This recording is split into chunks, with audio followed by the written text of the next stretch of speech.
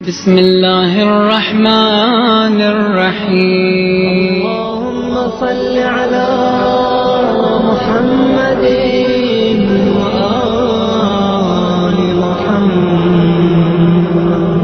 اعوذ باللہ من الشیطان اللعین الرجیم. بسم اللہ الرحمن الرحیم. الحمد للہ وکفی وسلام علی عبادہ الذین اصطفی. درود بھیجیے محمد و آل محمد علیہ السلام.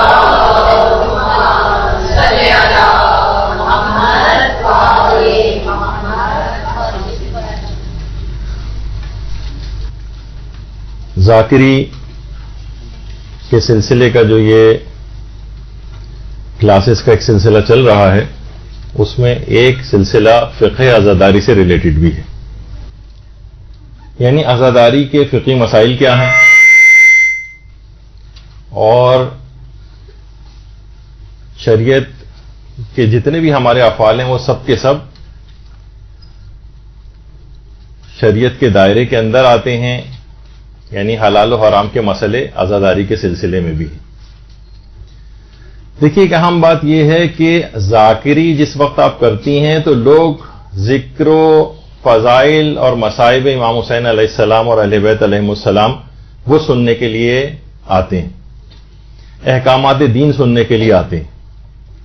وہ اس وجہ سے نہیں آتے ہیں کہ اختلافی باتیں سنیں، جھگڑے والی باتیں سنیں، یک طرفہ نظریات سنیں، ذاکر یا ذاکرہ کے ذاتی نظریات کو سنیں، ان کے ذاتی عقائد یا ان کی ذاتی تحقیق یا ان کے ذاتی ذوق کے متعلق معلومات لینے نہیں آتے.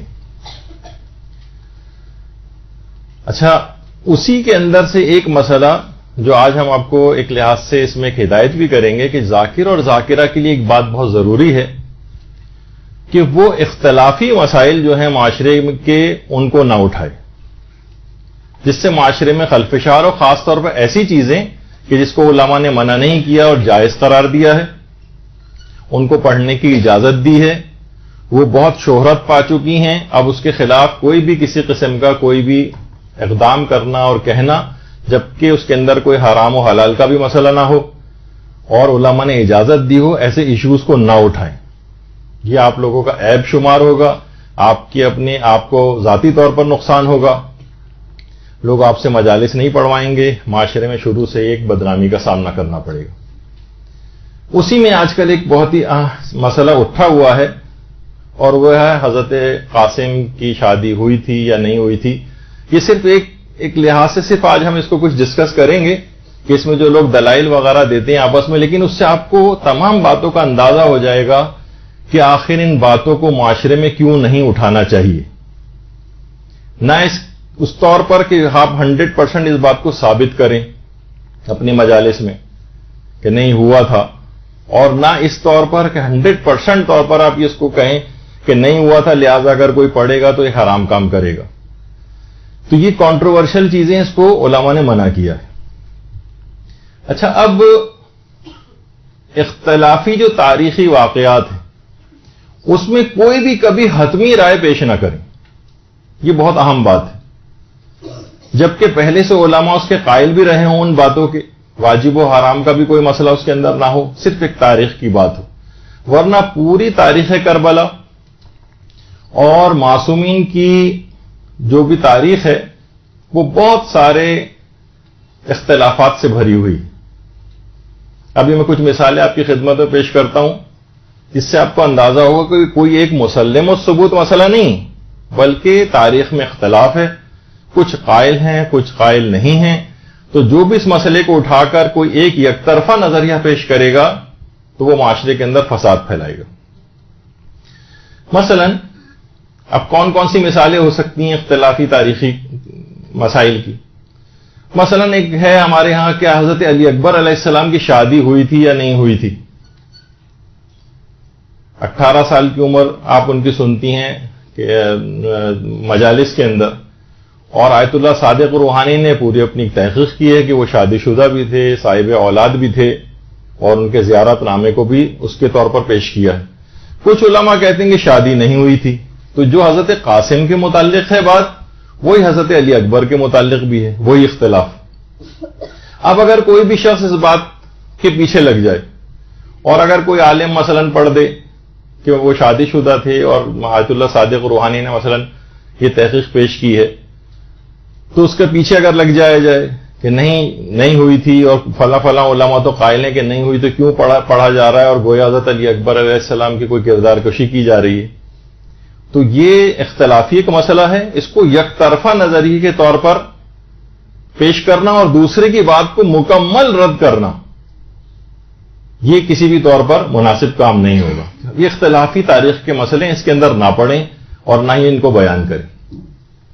اسی طریقے سے مثلا مادر شہزادہ علی اکبر علیہ السلام، ان کی جو والدہ گرامی تھی حضرت لیلہ، کیا وہ کربلا میں موجود تھیں؟ خود ایک تاریخ کا ایک اختلافی مسئلہ ہے کہ وہاں پر موجود تھیں یا نہیں موجود تھیں. کچھ کہتے ہیں کہ موجود تھیں، کچھ کہتے ہیں کہ موجود نہیں تھیں. اس میں بھی کوئی اختلاف کی بات نہیں کرنی چاہیے. اور کوئی بھی شخص کوئی بھی بات اگر بیان کر رہا ہو، مثلا وہ کہہ رہا ہو کہ ہاں موجود تھیں، تو کوئی بات نہیں، وہ بھی تاریخ کا ایک چیز پیش کر رہا ہے. بس وہ اس طرح سے نہ پیش کرے کہ حتمی طور پر پیش کرے کہ اس کے علاوہ جو بھی اگر کوئی بات کہے گا تو وہ غلط ہوگی، حرام ہوگی، باطل ہوگی، اس کے خلاف جہاد کرنا ضروری ہے. یہ بات تحقیق سے ثابت ہو چکی ہے، تو یہ غلط ایک نظریہ اور طریقہ بنے گا. اسی طریقے سے حضرت عباس علیہ الصلاۃ والسلام، درود بھیجیے محمد علیہ محمد.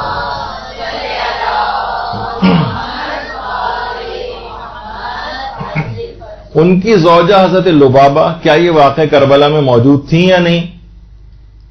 زیادہ تر کہتے ہیں کہ موجود نہیں تھیں اور مدینے میں تھیں. اور مثلا کیونکہ ام البنین جو خود ان کی ساس تھیں،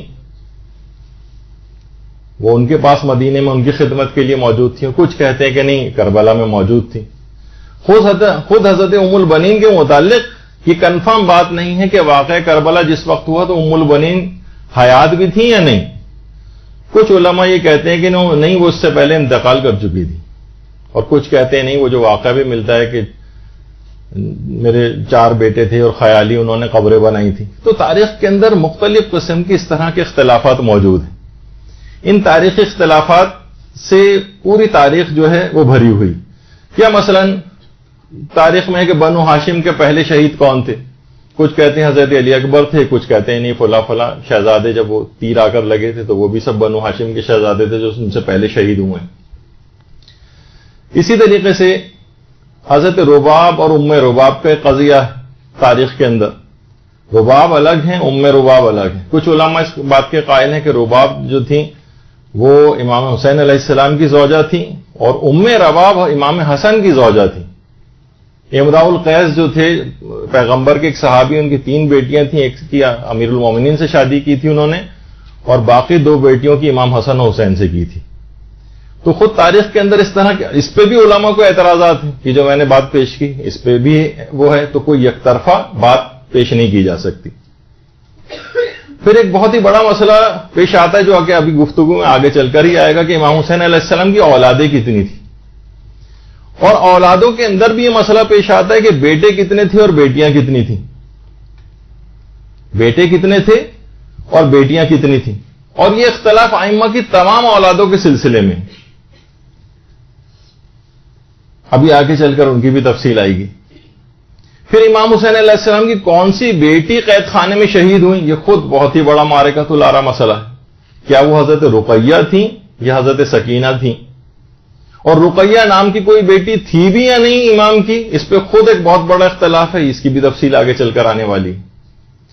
پھر ایک اور بہت بڑا اختلاف حضرت فاطمہ صغریٰ سلام اللہ علیہ کا ہے کہ کیا وہ اول تو ان کا وجود تھا بھی یا نہیں، اور دوسرا تھا تو وہ مدینے میں چھوڑ کے آ گئے تھے ان کو، یا تمام بیٹیوں کو اپنے ساتھ امام حسین نے اپنے سفر کربلا میں ساتھ رکھا تھا. یہ تمام باتیں تاریخ کے اندر اختلافی. اسی طریقے سے بہت سارے اختلافات ہیں. مثلا حضرت زینب سلام اللہ علیہ، ان کا مدفن کہاں ہے، ان کا روضہ کہاں ہے؟ زیادہ مشہور تو یہی ہے کہ وہ شام میں ہے، اور بہت زیادہ رجحان ہے، بہت قوی رجحان ہے کہ ان کا شام میں ہی ہے. لیکن کچھ علماء اس کے بھی قائل ہیں کہ یعنی کچھ تاریخوں کے اندر یہ بات بھی آئی ہے، اور ایک ان کا ایک روضہ مصر میں بھی ہے، مصر میں. اور آیت اللہ صافی گل پائگانی فرماتے ہیں کہ اس روضے کی زیارت کو بھی ترک نہیں کرنا چاہیے اور یہاں پہ بھی جانا چاہیے. یعنی جہاں جہاں احتمال ہو وہاں پر انسان جائے. جیسے کہ حضرت شہر بانو کا وہ تہران میں جو پہاڑی کے اوپر جو وہ بنا ہوا ہے وہ ثابت نہیں ہے علماء کے نزدیک، لیکن علماء پھر بھی لے کر جاتے ہیں. کوئی بات نہیں، وہاں جائیے، آپ ان کی یاد آئے گی، آپ زیارت پڑھیں گی، کچھ نہ کچھ اہل بیت سے محبت کا اظہار ہوگا، کوئی فرق نہیں پڑتا، جائیے جس جگہ پہ بھی احتمال ہے.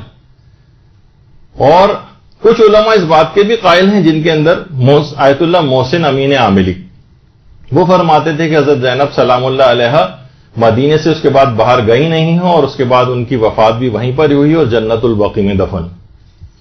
اب آپ نے دیکھا کہ کتنی ان مسائل کے اندر کتنی زیادہ تفصیل ہے. اس طرح کے بے شمار واقعات اور تاریخی واقعات ہیں جس میں اختلاف ہے اور کوئی یقینی بات نہیں. یہ زیادہ سے زیادہ کہہ سکتے ہیں کچھ کے بارے میں امکانات زیادہ ہیں، کچھ چیزوں کے بارے میں امکانات کم ہیں. اقوال علماء ادھر بھی ہیں، اقوال علماء ادھر بھی ہیں، آرا ادھر بھی پائی جاتی ہیں، آرا دوسری طرف بھی پائی جاتی ہیں. اس سلسلے میں بھی کتابیں لکھی گئی ہیں، اس جو دوسرا نظریہ ہے اس سلسلے میں بھی کتابیں ہیں. طرفین میں سب کے پاس اپنے اپنے دلائل موجود ہیں. تو کسی ایک نظریے کو، کسی ایک بات کو، کسی ایک تحقیق کو لے کر تمام دیگر افراد کی تحقیقات کو باطل قرار دینا، اس سے فساد اور اختلاف جو ہے وہ پیدا ہوتا ہے کہ بس میرا نظریہ صحیح ہے، اس کے علاوہ جو بھی کوئی نظریہ پیش کرے گا وہ نظریہ غلط ہوگا، وہ جھوٹ ہوگا، وہ افطرا ہوگا، وہ کذب ہوگا، وہ بہتان ہوگی، وہ مثلا کردار کشی ہوگی، یہ گویا دین کی عمارت منہدم ہوگی. اگر اس قسم کی کوئی بات کر رہا ہے تو وہ فساد کی طرف اس کا مطلب لے جا رہا ہے. اور آپ لوگوں کو بھی اس وجہ سے باتیں سب بیان ہو رہی ہیں اور آپ کے سامنے مختلف پہلو اس زاویے سے پیش کیے جائیں گے تو آپ کو اندازہ ہوگا کہ یک طرفہ طور پر کسی ایک تحقیق کو بیس بنا کر اور اسی پر سارا زور نہیں ڈال دینا چاہیے اور دوسروں کی رائے کا بھی احترام کرنا ہوگا. اچھا، اسی طرح سے ایک روایت ایک دفعہ مولانا علی نقی نقن صاحب نے بھی، علامہ علی نقی نقن صاحب، انہوں نے بھی پیش کر دی تھی اور آج تک لوگ ان کو اتنا برا بھلا کہتے آئے ہیں ان کے انتقال کے بعد بھی. مثلا ایک روایت ملتی ہے بطور تذکرہ انہوں نے کہ کربلا میں پانی موجود تھا یا نہیں، اس پہ ایک روایت پیش کر دی تھی. اس کے بعد سے آج تک اتنا زیادہ ان کے خلاف باتیں کی گئیں. تو ابھی قوم اس طور پر علمی لحاظ سے اتنی متحمل نہیں ہے کہ علمی موضوعات کو ان کے سامنے، عوام کے سامنے آپ لا کر پیش کر دیں جبکہ وہ مشہور نظریے کے خلاف ہو. تو ایسے ہی بہت سارے نوجوان آج کل جو ہے وہ پیدا ہو گئے ہیں اور کہیں بھی انہوں نے کوئی آرٹیکل کسی جگہ پڑھ لیا، کسی کتاب کے اندر، سوشل میڈیا وغیرہ پہ، تو اس کو بالکل حتمی طور پر سمجھ کر اور اس کے لیے تبلیغ کرنا شروع کر دیتے ہیں، علماء کو برا بھلا کہنا شروع کر دیتے ہیں. کوئی عالم اگر وہ روایت پڑھتا ہے تو وہ مجمع میں کھڑے ہو جاتے ہیں اور منع کرنے لگتے ہیں کہ یہ غلط روایت آپ پڑھ رہے ہیں، یا ان کے خلاف ایک محاذ بنانے کی کوشش کرتے ہیں. اس قسم کے جو کم علم افراد ہیں ان کے لیے خود امام خمینی نے باقاعدہ اپنی ایک خطاب کے اندر امام خمینی نے ایک بات کہی تھی. 1358 ہجری شمسی میں خطاب کرتے ہوئے فرمایا تھا امام خمینی نے کہ ہمارے نوجوان جب مجلس اعضاء میں جاتے ہیں اور واعظ اور مقرر یا ذاکر جب کوئی روایت پڑھتا ہے تو کھڑے ہو کر کہتے ہیں کہ یہ روایت غلط ہے. یہ نہ سمجھیں کہ ایسا کر کے وہ دین کی کوئی خدمت کر رہے ہیں، بلکہ کہنا ہی قطعاً غلط ہے، اور ایسا کہنا بھی مجلس اعضاء کے خلاف حملوں میں سے ایک حملہ ہے، اور ایسا کرنے سے یہ سعادت ہمارے ہاتھ سے نکل جائے گی. یعنی امام خمینی نے ایسے کم علم افراد کو کہ اگر کوئی روایت پیش کر رہا ہے، اس تاریخ کے اندر اختلاف ہو سکتا ہے، تو کوئی بھی شخص کھڑا ہو کے کہنے لگے نہیں آپ یہ غلط روایت پیش کر رہے ہیں، تو یہ کہنے کا حق نہیں ہے. اس سے پوری آپ گویا ایک مجلس اعضاء میں کے جو حملوں میں سے ایک حملہ جو ہے وہ امام خمینی نے قرار دیا. تو تاریخ کے اگر کسی واقعے کے اندر کوئی واجب و حرام کا مسئلہ نہ ہو، صرف ایک تاریخی بات ہو، علماء اس کے کچھ قائل بھی رہے ہوں اور اس کو بیان کرنے کی اجازت دیتے ہوں، تو اس میں جھگڑا اور فساد کرنے والی کوئی بات نہیں ہونی چاہیے. اسی طرح کا یہی والا مسئلہ ہے جو کہ ہم آج ڈسکس کریں گے کہ کیا کربلا میں حضرت قاسم کی شادی ہوئی تھی. صرف ایک علمی طور پر اس کے مختلف زاویے پیش کریں گے اور جو طرفین دلائل دیتے ہیں تاکہ آپ کو اندازہ ہو جائے کہ کسی بھی ایسے موضوع میں ہاتھ نہیں ڈالنا ہے جبکہ اس کے اندر کتنی تفصیل موجود ہوتی. جو ہمیں پتہ نہیں ہوتی تو ہم نے تو ایک صفحے کا پڑھ لیا یا کسی عالم کی 5 منٹ کی ہم نے کسی مولانا کی جو ہے وہ تقریر سن لی اور سوچا کہ جو بات کہہ رہے ہیں بالکل صحیح کہہ رہے ہوں، بس اس کے لیے ہمیں تبلیغ کرنی چاہیے. اچھا، ایک ہے عقد قاسم اور ایک ہے جو مہندی نکالی جاتی. یہ دو بالکل الگ الگ مسئلے ہیں. آج کی جو ہماری نشست ہوگی وہ عقد کے والے مسئلے پر ہوگی، اور ایک رسومات عزاداری کے جو فقہی مسائل ہیں اس کے اندر خود مہندی نکالنا جائز ہے یا نہیں، یہ ہماری ایک اور نشست ہوگی اس کے بعد، یعنی آج تو نہیں، اگلے دنوں میں اس کے اندر اس کو ہم تفصیل سے بیان کریں گے. اس کے ساتھ دیگر مراسم اعضاء کا بھی ذکر آئے گا. اچھا، اب حضرت قاسم کے عقد کی جو روایت ہے وہ بعض کتابوں کے اندر موجود ہے، جو بھی ہم ذکر کریں گے کہ جب حضرت قاسم نے عاشور میں روز عاشور امام حسین علیہ السلام سے میدان جنگ میں جانے کی اجازت مانگی تو امام نے اجازت نہیں دی. مختصر کر کے سنا رہا ہوں. اب قاسم بہت غمگین ہوئے. اچانک سے ان کو یاد آیا کہ ایک بازو بند میرے بابا نے دیا تھا امام حسن علیہ السلام نے. اللہم صلی علی محمد و علی محمد. اور وصیت کی تھی کہ بیٹا جب تم پر غموں کا غلبہ ہو تو اس بازو بند کو کھول کر دیکھ لینا. قاسم کو یہ بات یاد آ گئی. انہوں نے بازو بند کو کھولا اور وہ جو تعویذ تھا اور اس کے اندر سے امام حسن کی وصیت نکلی کہ بیٹا اپنی جان کو اپنے چچا کے اوپر نثار کر دینا. اب خوشی خوشی امام حسین کی خدمت میں آئے قاسم، ان کو وصیت دکھائی. امام نے بھی اپنے بھائی کا جو خط لیا اور بہت گریہ کیا اور کہا کہ مجھے بھی وصیت تھی کہ میں اپنی بیٹیوں میں سے ایک بیٹی کا عقد تمہارے ساتھ کروں. اور پھر روایت لمبی ہے. اب اس روایت کے اوپر علماء کے دو گروہ ایک لحاظ سے جسے کہا جائے کہ بنے. ایک وہ گروہ ہے علماء کا جس کی تعداد کافی زیادہ ہے، جن کے نزدیک حضرت قاسم کی شادی والی روایت یہ عقد ثابت نہیں ہے، اور ان کی تعداد زیادہ ہے اور اس میں مراجع کرام بھی شامل ہیں. لیکن دوسرا گروہ ہے علماء کا جو یہ کہتا ہے کہ ہم اس شادی کو حتمی طور پر رد نہیں کر سکتے. 100% یہ نہیں کہہ سکتے کہ شادی نہیں ہوئی، یہ دوسرا. اور بلکہ وہ کہتے ہیں کہ معقول حد تک احتمال شادی موجود ہے اور اس کو ثابت بھی کیا ہے. معقول حد تک امکان موجود ہے. اچھا، دونوں گروپس کے پاس دلائل ہیں، دونوں کے پاس اعتراضات ہیں، دونوں کے پاس جواب اور اس جواب کی رد اور اس کے بعد دوبارہ اس طرح سے دلائل کا تبادلہ ہوتا ہے. اچھا، اب لیکن ہماری ذمہ داری کیا ہے؟ جب دونوں طرح کی باتیں ہیں تو ہماری ذمہ داری کیا ہے؟ دیکھیے، پہلا تو ایک تو یہ ہے کہ کیا اگر کوئی شخص عقد قاسم کی کوئی روایت پڑھتا ہے تو کیا یہ حرام ہے؟ تو جواب ہے کہ حرام نہیں، بلکہ ابھی آپ کے سامنے کہ وہ علماء جن کی تعداد زیادہ ہے جو کہتے ہیں کہ عقد حضرت قاسم ثابت نہیں ہے، وہ بھی یہ کہتے ہیں کہ کتاب کا یا عالم کا حوالہ دے کر اس عقد کو مجلس میں پڑھا جا سکتا ہے. ابھی سارے فتوے آپ کی خدمت میں پیش کریں گے. تو پھر جب معاملہ اتنا آسان ہے، ٹھیک ہے، بہت سے آپ کو بار بار اکثر لوگ وہ فتوے دکھائیں گے کہ دیکھیے انہوں نے کہا کہ ثابت نہیں، انہوں نے کہا ثابت نہیں، انہوں نے کہا ثابت نہیں. لیکن ثابت نہ ہونے کے معنی کیا یہ ہے کہ یہ چیز جھوٹی ہے؟ اور تمام علماء نے کہا نہیں، جھوٹ اس کو جھوٹ نہیں کہا جائے گا. کوئی چیز ثابت نہ ہونے کے معنی یہ نہیں کہ وہ چیز جھوٹی، بلکہ یہ ہے کہ اس کو کتاب کا، کیونکہ تاریخ کے اندر یہ بات آ گئی ہے تو کتاب کا حوالہ دے کر یا عالم کا حوالہ دے کر نقل کیا جا سکتا ہے.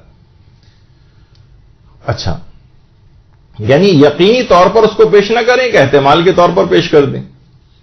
اچھا، کیا یہ عقد قاسم کی روایت پڑھنا واجب ہے؟ تو یہ بات بھی بالکل غلط ہے.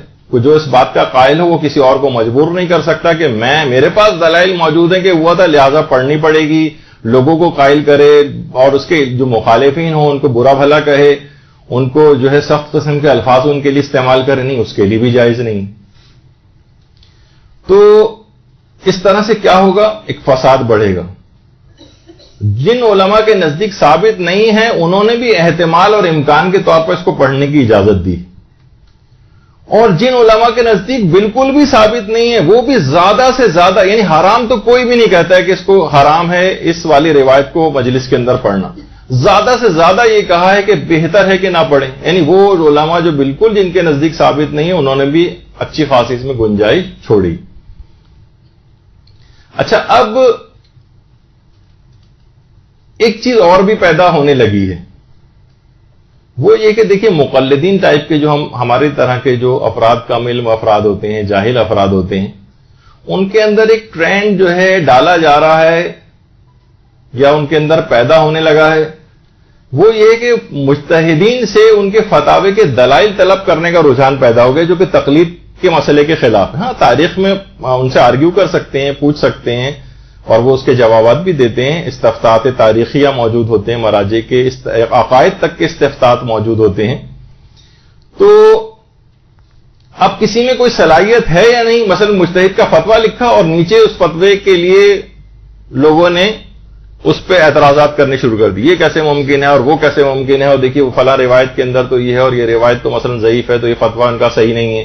یعنی عام بالکل افراد جو کہ بالکل جاہل قسم کے افراد ہوں اور مجتہدین کی تحقیقات کو چھوڑ کر چھوٹے موٹے مولانا ٹائپ کی جو ہے ان کی تحقیقات کے اوپر جا رہے ہوں، تو گویا اسی طرح سے کہا جائے گا کہ کسی اسپیشلسٹ موجود ہے اور آپ کسی بھی آتائی کے پاس جا کر دکھا رہے ہوں، اس سے جا کر مشورہ لے رہے ہوں اپنی بیماری کا. آپ نے کہا کہ بھائی اتنے سرجن پہ پیسے خرچ کرنے کی کیا ضرورت ہے، ہمارے محلے میں قصائی ایک ہے، اس کے پاس چلتے ہیں، وہ بھی چیر پھاڑ بہت دنوں سے بکروں کی کر رہا ہے، کچھ نہ کچھ آپریشن تو وہ بھی کر لے گا. رکشہ ڈرائیور ہے، اسے آپ کہیں گے ذرا جہاز کی سیٹ پہ بیٹھ کے اتنے عرصے رکشے چلاتے رہو، 50 سال جہاز بھی چلا لے گا یہ. تو یہ تمام چیزیں کیا ہیں، یہ ایک مقلد کے کیلیبر سے بہت ہی زمین و آسمان کا فرق ہے. نہ وہ ان باتوں کو سمجھ سکتا ہے، خود ہی قیاس آرائیاں ہم لوگوں نے کرتے دیکھا ہے لوگوں کو کہ کس طرح سے لوگ مجتہدین کے فتاوے کے متعلق بات چیت کر رہے ہوتے ہیں. اچھا، اب آ جائیے کہ وہ علماء جن کے نزدیک عقد حضرت قاسم ثابت نہیں ہے، وہ کچھ دلائل دیتے ہیں اس بات کے لیے. ان کی تعداد بہت زیادہ ہے، اور وہ یہ دلیلیں آپ کے سامنے ابھی جو پیش میں کر رہا ہوں، تاکہ آپ کے سامنے دونوں پہلو آ جائیں کہ اس چیز میں ہاتھ نہیں ڈالنا ہے آپ لوگوں کو، اور آپ کو بہت حد تک آج اندازہ ہو جائے گا کہ چیزوں میں جو سرسری سی نظر آتی ہیں اس میں کتنی تفصیل موجود ہوتی. تو ان کے اعتراضات میں سے ایک اعتراض یہ ہے، پہلا اعتراض کہ یہ روایت جو ہے جس میں حضرت قاسم کی شادی کا چیز بیان ہوئی ہے، یہ قدیم معتبر کتابوں میں نہیں، بلکہ تو 9ویں اور 10ویں صدی ہجری کی جو کتابیں ہیں اس کے اندر ہے. وہ کہتے ہیں کہ ظاہر تقریباً 900 سال گزر گئے اور یہ روایت موجود نہیں تھی، اور 9 صدیاں 10 صدیاں اس طرح سے، تو اس سے پہلے نہیں تھی، تو اس کا مطلب ہے کہ یہ روایت جھوٹی. اور کہتے ہیں کہ سب سے پہلے اس روایت کو ملا حسین واعظ کاشفی نے اپنی کتاب روضۃ الشہداء میں نقل کیا، جو کہ 9ویں صدی ہجری کے عالم تھے. اور دوسرا یہ روایت جو ہے فخر الدین تریحی، ان کی کتاب المنتخب، اس کے اندر یہ والی روایت موجود ہے. اس کے متعلق بھی کہتے ہیں کہ کچھ لوگوں کا کہنا ہے کہ انہوں نے بھی شاید اس کو ملا واعظ کاشفی کی کتاب روضۃ الشہداء سے لیا ہے. تیسری جو کتاب ہے وہ علامہ فاضل دربندی کی اکثیر العبادات ہے. ان کتابوں کے اندر اور پھر انہی علماء سے دیگر بات کے علماء نے نقل در نقل کیا ہے. تو یہ روایت جو ملا حسین واعظ کاشفی نے روضۃ الشہداء کے اندر لکھی ہے، کیونکہ وہ 9ویں صدی ہجری کے عالم تھے، سب سے پہلے انہوں نے لکھی ہے، تو اتنے عرصے بعد یہ روایت کیوں آئی؟ یہ منابع اولیہ جو بالکل اولین کتابیں ہیں ہماری، اس کے اندر یہ روایت کیوں نہیں ہے؟ لہٰذا اس روایت کو جھوٹا سمجھا جائے گا. وہ یہ کہتے ہیں، اور دل کو بڑی لگنے والی بھی بات لگتی ہے کہ ہاں اتنے عرصے بعد یہ روایت کیوں آئی. تو اس کا جواب وہ علماء دیتے ہیں کہ جو اس عقد کے قائل ہیں. وہ یہ کہتے ہیں کہ دیکھیے روایات کا بالکل اولین کتابوں میں موجود نہ ہونا اس کے جھوٹا ہونے کی دلیل نہیں. مثلا اس کی مثال بھی دی ہے انہوں نے، یعنی ضروری نہیں کہ وہ روایات جو کہ بعد کی صدیوں میں نقل ہوئی ہیں وہ سب روایات جھوٹی سمجھی جائیں گی، کوئی ابتدائی کتابوں کے اندر نہیں. مثلا اس کی ایک دلیل دیتے ہیں. وہ کہتے ہیں کہ جیسے نماز وحشت قبر کی جو روایت ہے، نماز وحشت قبر کی روایت 9ویں صدی ہجری کی روایت ہے، یعنی 9ویں صدی ہجری میں سب سے پہلے اس روایت کو نقل کیا گیا. نماز وحشت قبر، سب لوگ نماز وحشت قبر پڑھتے ہیں، آج کل سارے مراجع کی کتابوں کے اندر نماز وحشت قبر کا تذکرہ ہے. تو یہ روایت خود 9ویں صدی ہجری کی ہے. تو 9ویں صدی ہجری کی جب روایت ہے تو آپ نے اس کو کیسے لیا؟ بیچ میں ایک بات آ گئی تو یہ بھی ذکر کرتا چلوں کہ روایت میں ہے کہ جو شخص بھی وحشت قبر اس کو دامنگیر نہیں ہوگی جو مکمل رکوع کو انجام دیتا ہوگا. یعنی طویل رکوع آپ کریں، خشوع و خضوع کے ساتھ کریں، صحیح قرات کے ساتھ کریں اس کا ذکر جو ہے. تو یہ سب چیزیں، تو وہ علماء یہ کہتے ہیں کہ بھئی یہ والی روایت جو نماز وحشت قبر کی ہے یہ بھی تو 9ویں صدی ہجری کے اندر آئی ہے، پھر اس کو آپ نے کیسے لیا؟ اسی طرح سے 40 کی جو روایت ہے، 40 کی، یہ 7ویں صدی ہجری کی روایت ہے. ابن طاؤس نے سب سے پہلے 40 کی روایت 7ویں صدی ہجری کے اندر بیان کی. تو جب ہم 9ویں صدی ہجری اور 7ویں صدی ہجری کی روایت لے رہے ہیں تو حضرت قاسم کی 9ویں صدی ہجری کی روایت لینے میں پھر کیا حرج ہے؟ ان علماء کا یہ کہنا.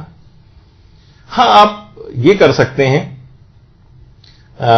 بلکہ علماء نے ایک بات کہی کہ فضائل وغیرہ کی جتنی بھی روایات ہیں ائمہ کے جس میں فضائل ہیں، ضروری نہیں کہ وہ تمام کی تمام ابتدائی کتابوں کے اندر موجود ہوں، وہ بعد کی کتابوں کے اندر بھی آئی ہیں. تو بہت سی روایات کچھ کتابوں میں ہوتی ہیں، بہت سی روایات بعد کی کتابوں میں ہوتی ہیں، تو یہ اس بات کا لازمہ نہیں. اور علماء نے اس کی ایک اور بھی مثال دی. علامہ کفمی جو ہمارے دعاؤں کے سلسلے کے بہت بڑے عالم گزرے اور بہت ہی معتبر ہے، جبل عامل لبنان میں ان کی قبر مبارک بھی ہے. اور وہ ملا واعظ کاشفی کے بالکل ہم اثر علماء میں سے تھے جنہوں نے سب سے پہلے عقد قاسم کی روایت لکھی ہے. یعنی علامہ کفمی کا انتقال 895 ہجری میں ہوا ہے، ملا واعظ کاشفی کا 910 ہجری میں ہوا ہے. یعنی 15 سال پہلے علامہ کفمی انتقال کر گئے تھے، ملا واعظ کاشفی یعنی دونوں ہم اثر علماء میں سے تھے. انہوں نے کتنی ہی باتیں اور روایات جو مجموع الغرائب و موضوع الرغائب کے نام سے جو کتاب ہے اس کے اندر نقل کی ہیں، جو اس کے علاوہ کہیں اور نہیں پائی جاتی. لیکن ان کی اس کتاب کو علماء نے رد نہیں کیا. ہاں ٹھیک ہے، کچھ ضعیف روایتیں اس کے اندر ہیں، لیکن بحیثیت مجموعی علامہ کفمی کی اس کتاب کو ایک مناسب درجہ دیا جاتا ہے. لیکن روضۃ الشہداء کے متعلق اچانک سے بہت سے لوگوں کا ایک بہت ہی سختگیر قسم کا نظریہ بن گیا ہے. ابھی اس کے متعلق بھی ہماری بات آتی ہے. تو علماء، یہ وہ افراد جو کہ عقد قاسم کے قائل ہیں، وہ یہ کہتے ہیں کہ علامہ کفمی کے لیے تو آپ نے مثلا ایک الگ معیار بنایا ہوا ہے. ان کی کتابوں میں بھی تو جو ہے بہت سی روایت ایسی ہیں جو ابتدائی منابع میں نہیں پائی جاتی. لیکن وہی روایت، اسی طرح کی روایت جو شیخ طروحی اگر نقل کریں یا علامہ کاشفی نقل کر دیں تو آپ جو ہے ان کے اوپر اعتراض ہونے لگتا ہے. اور خود ابن طاؤس، اب تھوڑی سی ذرا خوش گفتگو اس کے بعد آگے چل کے آ جائے گی، لیکن یہ سب باتیں آپ کے کام کی ہوں گی کہ ابن طاؤس کی کتنی ہی روایت. ابن طاؤس وہ ہیں کہ جن کا جو مقتل ہے، یعنی جو مصائب کی کتاب جسے کہا جائے، جس کے اندر سارے مصائب بیان کیے ہیں ابن طاؤس نے، ان کی کتنی ہی کتابوں کی روایت کی کوئی سند ہی نہیں، لیکن پھر بھی ان کو جو ایک اہمیت دی جاتی. تو جو عبد الرزاق المقرم، ان کی جو بڑی آتھینٹک مقتل شمار ہوتا ہے امام حسین کا، یہ اردو میں ترجمہ بھی ہوا. اگر واپس سے جو ذاکری کریں گے عبد الرزاق المقرم کا جو مقتل ہے اس کا اردو ترجمہ بھی لے کر اس سے روایات پڑھی، علماء نے ریکمینڈ کیا ہے ان کو. وہ فرماتے ہیں کہ یہ مقتل حسین ان کی کتاب ہے. وہ فرماتے ہیں کہ شیخ طروحی کی شخصیت اور علمی جلالت بہت زیادہ تھی. بہت مشکل ہے کہ انہوں نے یہ بات نقل کی حضرت قاسم والی روایت. شاید یہ بعد میں کسی نے اضافہ کر دیا ہے، لیکن اس بات کا انہوں نے کوئی ثبوت مہیا نہیں کیا عبد الرزاق المقرم نے کہ کب یہ داخل کی گئی ان کی کتاب کے اندر. بس انہوں نے کہا کہ بہت بعید ہے کہ شیخ طروحی جیسا فاضل اور عالم اس روایت کو نقل کرے، ہو سکتا ہے کسی نے بعد میں اضافہ کر دیا ہو. تو اس کا کوئی ثبوت نہیں.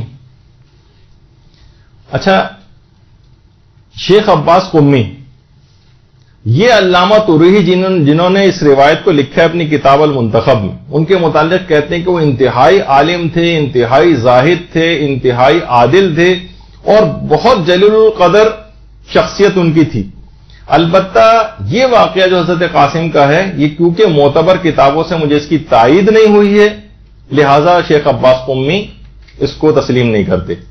یعنی یہ نہیں کہا، یعنی پوری ان کی علمیات، جلالت شیخ طروحی کی ماننے کے بعد کہا کہ یہ معتبر کتابوں سے اس کی تصدیق نہیں ہوئی۔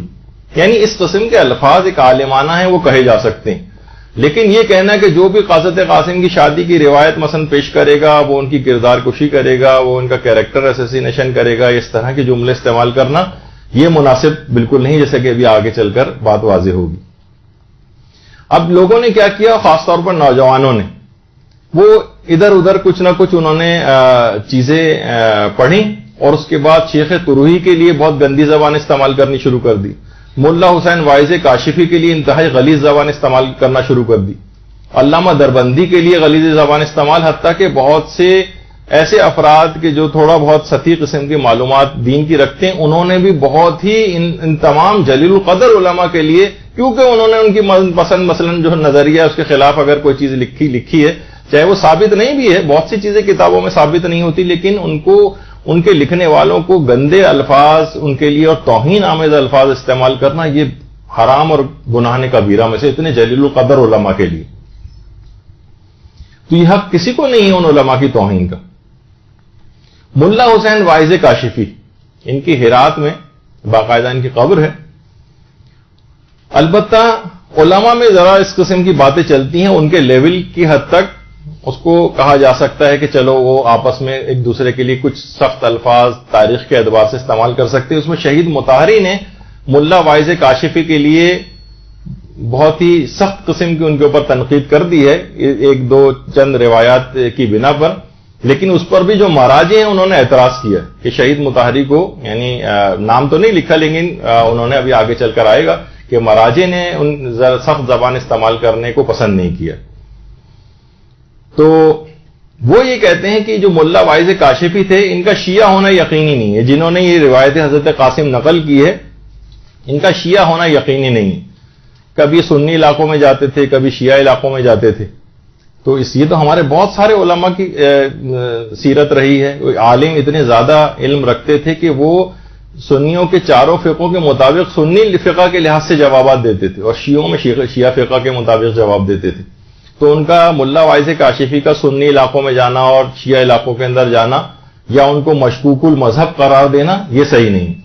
کیوں صحیح نہیں ہے؟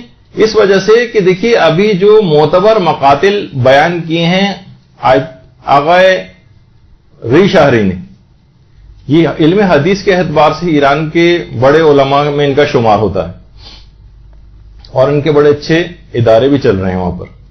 میزان الحکمہ وغیرہ جو کتابیں آپ لوگوں کے پاس احادیث کی ہوں گی اگر کسی کے پاس، تو وہ انہی کے زیر اثر کمپائل کی گئی۔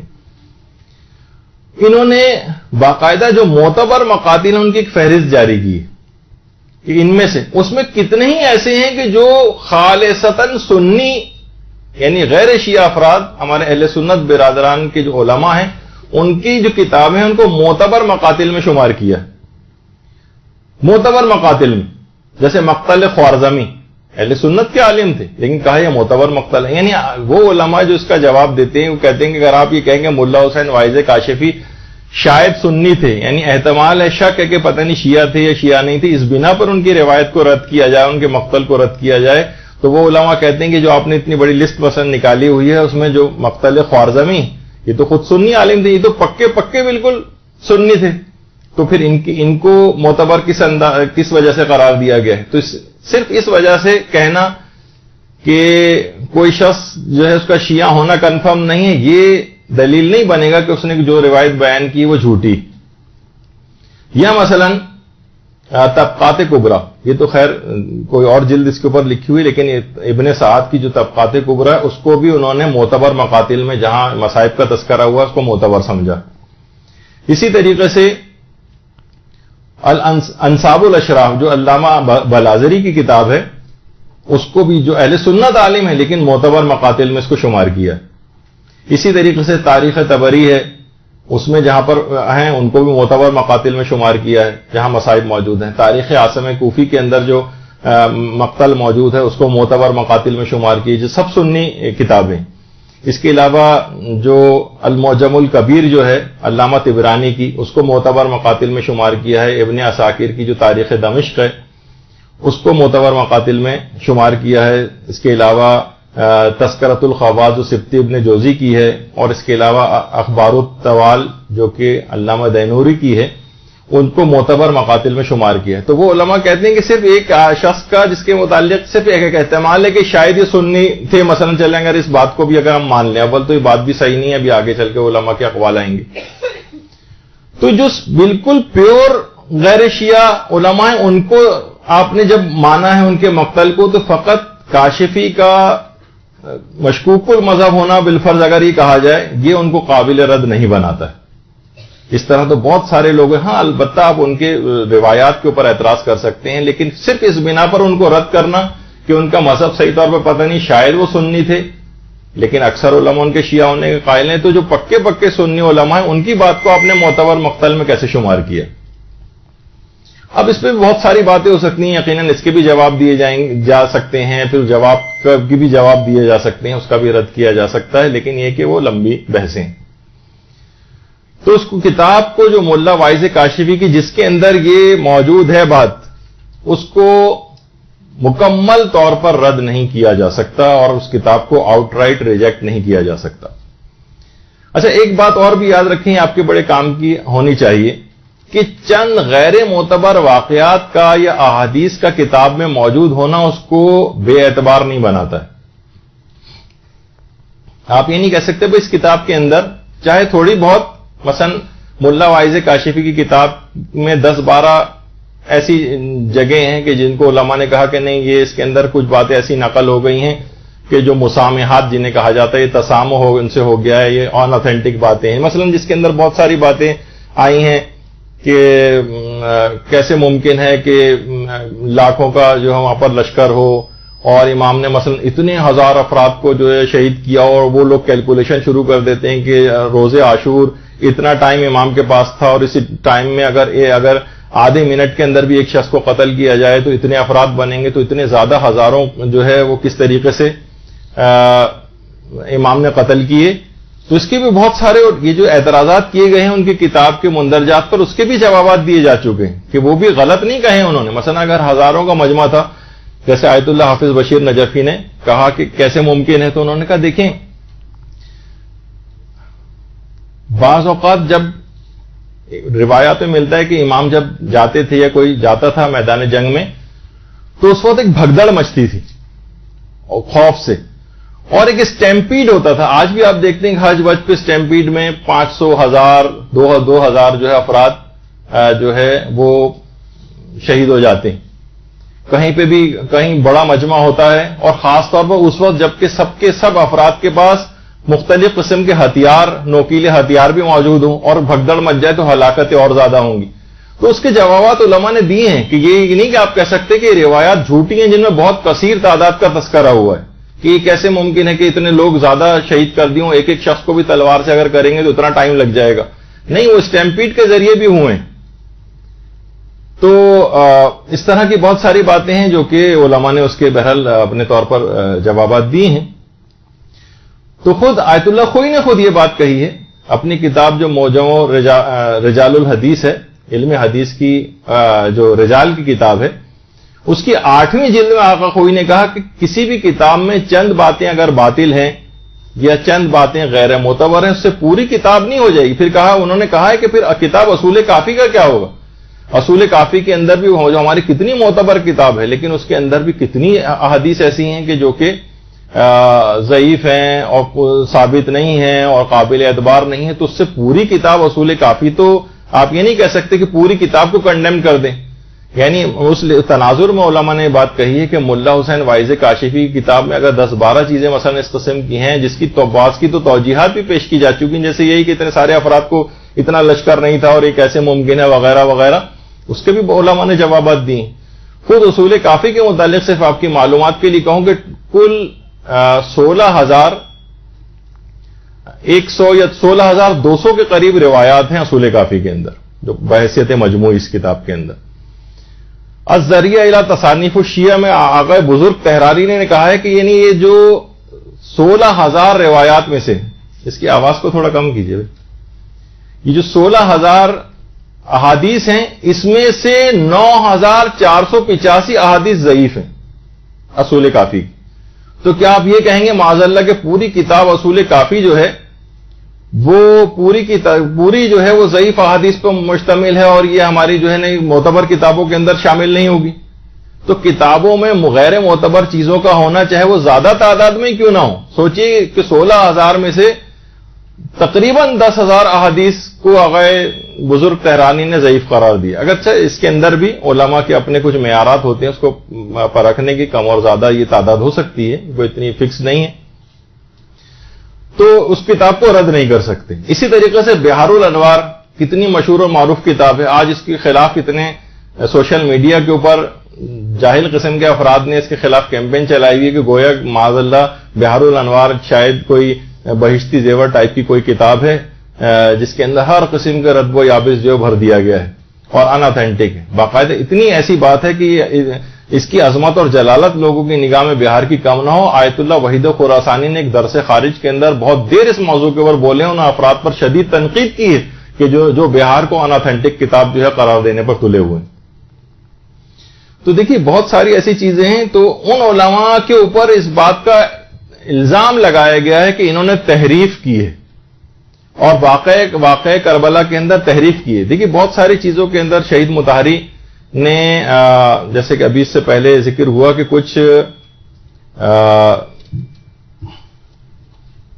کچھ متشدد، یہ تھوڑی آواز کم کریں بھائی اس کی، تو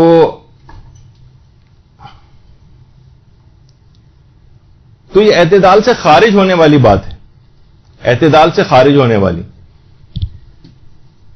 اچھا، ان کے اوپر یہ الزام لگایا گیا ہے کہ ملا واعظ کاشفی نے تحریف کی ہے۔ تو آیت اللہ صافی گل پائیگانی نے باقاعدہ ان سے سوال پوچھا گیا کہ کتاب روضۃ الشہداء جو ملا حسین واعظ کاشفی کی ہے یا اسرار الشہادہ جو آغا دربندی کی ہے، کیا یہ تحریف شدہ ان مطالب ہیں اس کے اندر کا واقع کربلا کی؟ تو آیت اللہ صافی گل پائیگانی نے اس کا جواب دیا ہے کہ مجھے اس بات کا حق نہیں پہنچتا، ما حق نہ دارین، مجھے اس بات کا حق نہیں ہے کہ میں ان دونوں کتابوں کو لکھنے والے پر تحریف کربلا کرنے کی تہمت لگاؤں۔ اور اگر ان کتابوں کے اندر کچھ ایسے مطالب ہیں جو کہ جن کا وقوع پذیر ہونا کا احتمال ہے اور اس کے عدم پر کوئی ہمارے پاس قطعی دلیل نہیں ہے، تو ہمیں اس کا انکار نہیں کرنا چاہیے اور ان کے اوپر اس طرح کی گولہ باری نہیں کرنی چاہیے کہ انہوں نے گویا جھوٹ منسوب کیا۔ ہاں، اگر جو چیز آپ کے نزدیک ثابت نہیں ہے آپ اس کو نقل نہ کریں، لیکن یہ کہنا کہ انہوں نے تحریف کی ہے یہ آج کل بہت زیادہ اس کے اوپر شروع ہونے لگا ہے، اور تحریفات عاشورہ وغیرہ کے اعتبار سے جو چیزیں شہید مطہری نے پیش کی، ان کا وہ خود ایک صاحب نظر شخصیت تھے، ان کا ایک اپنا نظریہ ہے، لیکن دیگر علماء اور مراجع نے اس کے ذرا برخلاف بات کہی ہے اور کہا کہ ہم روضۃ الشہداء وغیرہ کے جو لکھنے والے علماء ہیں علامہ دربندی پر، ان پر یہ الزام نہیں لگا سکتے کہ انہوں نے تحریف کی۔ ہاں ٹھیک ہے، اگر آپ کے نزدیک کوئی قطعی بات ہے تو آپ اس کو ان کی کتاب سے نقل نہ کریں، صرف یہ، لیکن ان پر تحریف کا الزام نہیں لگا سکتے۔ تو اسی طرح سے خود شیخ عباس قمی نے ملا واعظ کاشفی کے لیے دیکھیے کیا جملے استعمال کی ان کی کتاب فوائد رضویہ در احوال علماء مذہب جعفریہ، کہ وہ جو تھے جامع علوم دینیہ، عارف و معارف یقینیہ، کاشف اسرار، مسلم در علم حدیث و تفسیر و ریاضی و حسن تقریر۔ شیخ عباس قمی نے کتنی زیادہ تعریف کی ہے ملا واعظ کاشفی کی، تو ان پہ تحریف کا الزام لگانا، کتنے علماء نے ان کی تعریف کی ہے، ان کو مشکوک المذہب قرار دینا، یہ ایک کچھ علماء نے اس نظریے کو اختیار کیا، لیکن زیادہ تر علماء نے اس قسم کے الفاظ ان کے لیے استعمال نہیں کیے۔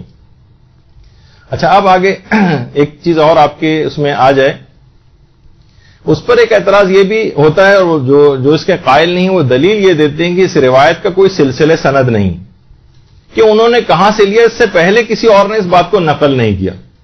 تو دیکھیے کتنی کتابیں ایسی ہیں جو کتنی ہی روایات ایسی ہیں جو کچھ کتابوں میں اور کچھ کتابوں میں نہیں. ساری کتابیں ہماری ایک طرح کے مندرجات پر تو نہیں ہے نا. مثلا کچھ احادیث جو ہے مثلا تہذیب الاحکام میں ہو اور کچھ جو ہے وہ ملا یاسر الفقی میں ہو، تو آپ یہ نہیں کہہ سکتے کہ سب کتابوں میں ایک طرح کی حدیثیں ہوں. کچھ نے نقل کی ہے، کچھ نے نقل نہیں کیا ہے. دیکھیے شیخ صدوق، نہیں پہلے ایک بات اور ہو جائے کہ جتنے کیا یہ کوئی اصول ہے کہ تمام واقعات کربلا کے لیے ہمارے پاس معتبر سند ہونی چاہیے؟ کیا کسی جگہ پر ہے؟ تمام علماء نے کہا نہیں، یہ کوئی اصول نہیں ہے. واقعات کربلا کے لیے بیان کرنے کے لیے معتبر سند کا ہونا ضروری نہیں. ہاں معتبر ذرائع سے مل جائے ایک الگ بات ہے، لیکن یہ کوئی اصول نہیں. شیخ صدوق کی کتنی ہی کتابیں ایسی ہیں جو پہلے موجود تھیں اس کے بعد غائب ہو گئیں. اچھا جس زمانے میں وہ کتابیں موجود تھیں علماء نے ان کتابوں کو کوٹ کیا ہے. جو فتوے دیے ہیں اس میں کہا کہ یہ فتویٰ ہم نے شیخ صدوق کی فلاں کتاب کے اندر جو حدیث پائی جاتی تھی اس کے مطابق یہ فتویٰ دیا، لیکن وہ کتابیں اب نہیں ہیں، وہ کتابیں موجود نہیں. تو لیکن پرانے علماء نے کہا کہ ہم نے خود ان کی کتاب کے اندر دیکھا لیکن وہ کتاب ہمارے سامنے نہیں. مثلا شیخ صدوق کی کتاب المرشد پرانے علماء نے کوٹ کیا لیکن وہ کتاب ہمارے سامنے نہیں. شیخ صدوق کی کتاب النبوہ ہے، پہلے زمانے میں ہوتی تھی، اب وہ ہمارے پاس نہیں. شیخ صدوق کی کتاب ہے مدینۃ العلم، اس کے اندر ہماری جتنی بھی آپ نے دیکھا کہ 16,200 کے قریب تو صرف اصول کافی کی ہیں، اور چاروں معتبر کتابوں کو ملا لیا جائے تو اس میں جتنی احادیث ہیں ان سے بھی زیادہ احادیث کتاب مدینۃ العلم میں تھی. یہ کتاب پتہ نہیں کہاں غائب ہو گئی، کس ظالم بادشاہ نے غائب کروا دیا، آج تک اس کا پتہ نہیں چلا. پرانے علماء نے مدینۃ العلم کتاب کو کوٹ کیا ہے، اپنے فتووں کی بنیاد بنا ہے. یہی وجہ ہے کہ امام خمینی تک اس بات کے قائل تھے کہ متقدمین علماء سے لے کر شیخ طوسی تک کے زمانے کے شہرت فتویٰ بھی حجت رکھتی. یعنی ہمارے سامنے حدیث نہ بھی ہو لیکن علماء نے اگر کوئی فتویٰ دیا ہے کسی حدیث کی بنا پر تو ان کے ہمارے سامنے حدیث نہ بھی ہو تب بھی ہم ان کے فتوے پر اعتبار کر کے اس کے مطابق فتویٰ دے سکتی، شہرت فتویٰ. تو پھر آپ کہیں کہ جناب اس کا کوئی تو وجہ اس کی یہ کہ بہت ساری کتابیں پہلے موجود تھیں اب موجود نہیں. اب بات کا کوئی شخص تو یہ حجیت فتویٰ تو سوچئے، یعنی جو شہرت جس فتوے کی شہرت رہی ہو شیخ طوسی کے زمانے تک تو اس کے مطابق بھی علماء نے فتوے دی. اچھا کتنے ہی علماء ایسے ہیں جیسے ہمارے یہ ملا مہدی نراقی اور ملا احمد نراقی، رائٹ سائڈ پہ ملا احمد نراقی ہیں جن کی کتاب عروج السادہ کے نام سے اردو میں ترجمہ بھی ہو چکی، اور لیفٹ پہ جو یہ ملا مہدی نراقی، یہ تو بڑے صاحب معرفت تھے اور برزخی زندگی کو بھی اپنی آنکھوں سے دیکھتے تھے. ملا مہدی نراقی، ملا مہدی نراقی نے کتاب لکھی تھی محرق القلوب، غم ہائے جاسوس کے نام سے اس کا ترجمہ بھی ہوا. اس میں انہوں نے حضرت قاسم کے عقد کے متعلق لکھا ہے، کہا کہ کچھ علماء نے اس واقعے کو نقل کیا ہے اور کچھ علماء نے اس واقعے کو نقل نہیں کیا ان کی شادی کے، اور بعض متردد ہیں، مشکوک ہیں کہ پتہ نہیں واقعہ صحیح ہے یا نہیں، لیکن یہ واقعہ میں نے معتبر کتابوں میں دیکھا ہے. دیکھیے ابھی میں نے اس سے پہلے کہا کہ پرانے علماء کے کہ انہوں نے جو فتوے دیے ہیں انہوں نے ان شیخ صدوق کی کتابوں کو دیکھ کر اس میں جو حدیث پڑھی خود انہوں نے معتبر کتاب کے اندر دیکھا اور فتویٰ دے دیا تو ہم ان کی بات مان لیتے ہیں. ملا مہدی نراقی کہہ رہے ہیں کہ میں نے اس واقعے کو معتبر کتابوں کے اندر دیکھا ہے اور میں ان کے اوپر اعتبار کرتا ہوں، لہذا میرے نزدیک یہ واقعہ صحیح ہے اور میں اس کو نقل کرتا ہوں. باقاعدہ صفحہ نمبر 410 پر محرق القلوب میں ملا مہدی نراقی نے حضرت قاسم کے سخت کو پورا بیان کیا. یعنی جہاں اس کی کتنی بڑی تعداد ہے، میں نے جس سے پہلے کہا کہ زیادہ تر علماء اس کے قائل نہیں، مراجع بھی ان کے نزدیک ثابت نہیں، لیکن خود ملا مہدی نراقی کہہ رہے ہیں کہ ہمارے پاس یعنی ہم لوگوں کے پاس حدیث اس لحاظ سے نہیں، لیکن وہ کہہ رہے ہیں کہ میں نے خود اس کو معتبر کتابوں کے اندر پایا ہے. اسی طریقے سے علامہ دربندی وہ یہ کہتے تھے کہ اگر کوئی بھی صاحب تحقیق ہو تو اس حق کے وقوع پذیر ہونے کے بارے میں قوی ظن پیدا ہونے کے متعلق اسے کوئی شک و شبہ نہیں ہونا چاہیے. تو سینکڑوں سال سے علماء کہہ رہے ہیں کہ لوگ ممبروں سے اس کو بیان کرتے آ رہے ہیں اور شعراء حضرات اس کو نقل کرتے آ رہے ہیں، تو اور سیرت نگار اور تاریخ دان اس کو جو ہے وہ مسلسل نقل کر رہے ہیں، تو اس میں کوئی حرج نہیں کہ اگر اس واقعے کو کبھی کوئی شخص اگر بیان کر دے۔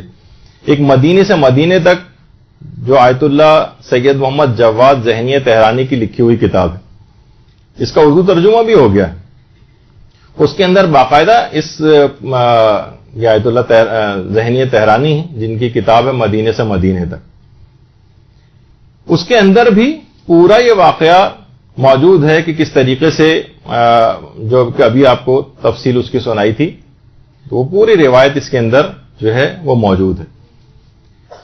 اچھا، اسی طرح سے آیت اللہ ابو الحسن شیرانی، انہوں نے نفس المحموم کا جو ترجمہ کیا ہے دمع السجوم کے نام سے، اس کے اندر بھی اس پورے واقعے کو، حضرت قاسم کے اس واقعے کو، نکاح کے واقعے کو لکھا ہے۔ جس طریقے سے دیکھیے علماء کہتے ہیں شیخ صدوق کی کتابیں غائب ہوئیں، اسی طریقے سے شیخ مفید کی کتابیں بھی غائب ہو گئیں، اور بعض کتابیں ایسی تھیں جو 400 سال پہلے تک تھیں، اب نہیں۔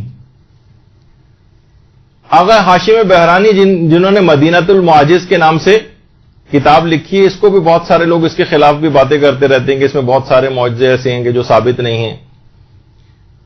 انہوں نے، ہاشم بہرانی نے اپنی کتاب مدینۃ المعاجز میں جو روایت نقل کی ہیں وہ شیخ مفید کی ان کتابوں سے ہیں اکثر، کہ جو کہ اس وقت موجود نہیں، لیکن ان کے پاس موجود تھیں۔ اب وہ کتابیں غائب ہو گئیں۔ آپ کو پتہ ہے کتنے کتب خانے جلائے گئے، شیعت کن کن ادوار سے گزری ہے، تو اس کے اندر بہت ساری کتابوں کا غائب ہونا بھی اس طرح کے اختلافات کا سبب بنا ہے۔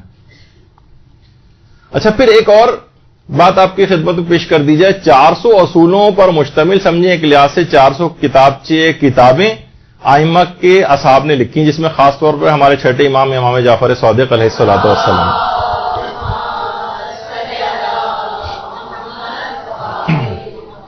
400 اصول، اچھا یہ کتابیں بھی غائب ہو گئی تھیں۔ پھر اس کے بعد میں صاحبان ایمان نے جب تھوڑے سے حالات بہتر ہوتے تھے تو ان کتابوں کو جمع کیا، جو کہ ہمارے چھٹے امام نے، لیکن کچھ علماء کہتے ہیں کہ نہیں، 7ویں امام اور اس کے بعد تقریباً اور ائمہ کے بھی یہ اصول موجود تھے اس طرح سے، تو 400 کتابیں۔ اور خود ہمارے استاد محترم علامہ صادق حسن صاحب قبلہ نے ایک دفعہ آج سے تقریباً 25 سال پہلے ایک درس میں ہمیں یہ بات بتائی تھی کہ ان 400 کتابوں میں سے پہلے علماء نے 382 تک تقریباً کتابیں جمع کر لی تھیں، اور لیکن 18 کتابیں پھر بھی مسنگ تھیں، جو چھٹے امام کے دور سے سوچئے وہ کتابیں مسنگ ہو گئیں، یا 7ویں امام کے دور سے، اور اس کے بعد وہ اب تھوڑے کچھ عرصے پہلے آیت اللہ حسین بروجردی کے دور میں 18 کتابیں ملی۔ تو یہ چیزیں ایسی ہیں کہ بہت بڑا اس بات کا سبب بنا ہے کہ کتابوں کا غائب ہو جانا۔ تو اول تو علماء یہ کہتے ہیں کہ جیسے شیخ مفید کی کتابیں، شیخ مفید کی جو کتاب ارشاد ہے اس میں اکثر روایات کا سلسلے سند ہی نہیں، لیکن اس کو بھی علماء مرسل کی کیٹیگری میں ڈالتے ہیں، اور اگر روایات ضعیف بھی ہوں تب بھی واجب و حرام میں صرف ضعیف روایت نہیں چلتی، لیکن تاریخی واقعات کی جانچ میں ضعیف روایت بھی پیش کی جا سکتی ہے، اور ہاں عقائد میں نہیں چلے گی ضعیف روایت۔ فقہی مسائل کے اندر بھی مستحبات اور مکروہات کی دلیلوں میں کچھ علماء کہتے ہیں چلتی ہے، کچھ کہتے ہیں نہیں چلتی ہے، تو مرسل احادیث کو اکثر علماء کا ایک گروپ ہے جو کہتا ہے کہ مرسل احادیث کو بھی مانا جائے گا۔ تو واقعات کربلا میں ضعیف روایات کو بھی پڑھنے کی اجازت ہے۔ آج کل اس بات کا بہت زیادہ شہرہ ہو گیا کہ روایت متصل السند ہونی چاہیے، بالکل معتبر ہونی چاہیے۔ نہیں، واقعات کربلا میں اس قسم کا کوئی معیار ہی نہیں، ضعیف روایات کو بھی پڑھنے کی اجازت ہے۔ باقاعدہ آیت اللہ شبیریہ زنجانی سے یہ بات پوچھی گئی کہ ضعیف سند والی جو روایتیں کیا پڑھ سکتے ہیں مجالس وغیرہ کے اندر، تو انہوں نے لکھا ہے کہ خواندن بدون استناد و بصورت احتمال وقوع جائز است، یعنی اس کا امکان پایا جاتا ہو کہ وقوع پذیر ہونے کا، تو بغیر سلسلہ سند کی روایات کو بھی پڑھا جا سکتا ہے۔ البتہ بہتر ہے، بعد میں مشورہ دیے کہ کوشش کریں کہ معتبر منابع سے روایات کو پڑھیں، لیکن اصلاً انہوں نے فتوے کے اندر ضعیف روایات کو پڑھنے کی اجازت دی ہے۔ تو میں نے بطور مثال آپ کے سامنے پیش کیا، ورنہ ضعیف روایات کو دیگر علماء بھی پڑھنے کی اجازت دیتے ہیں.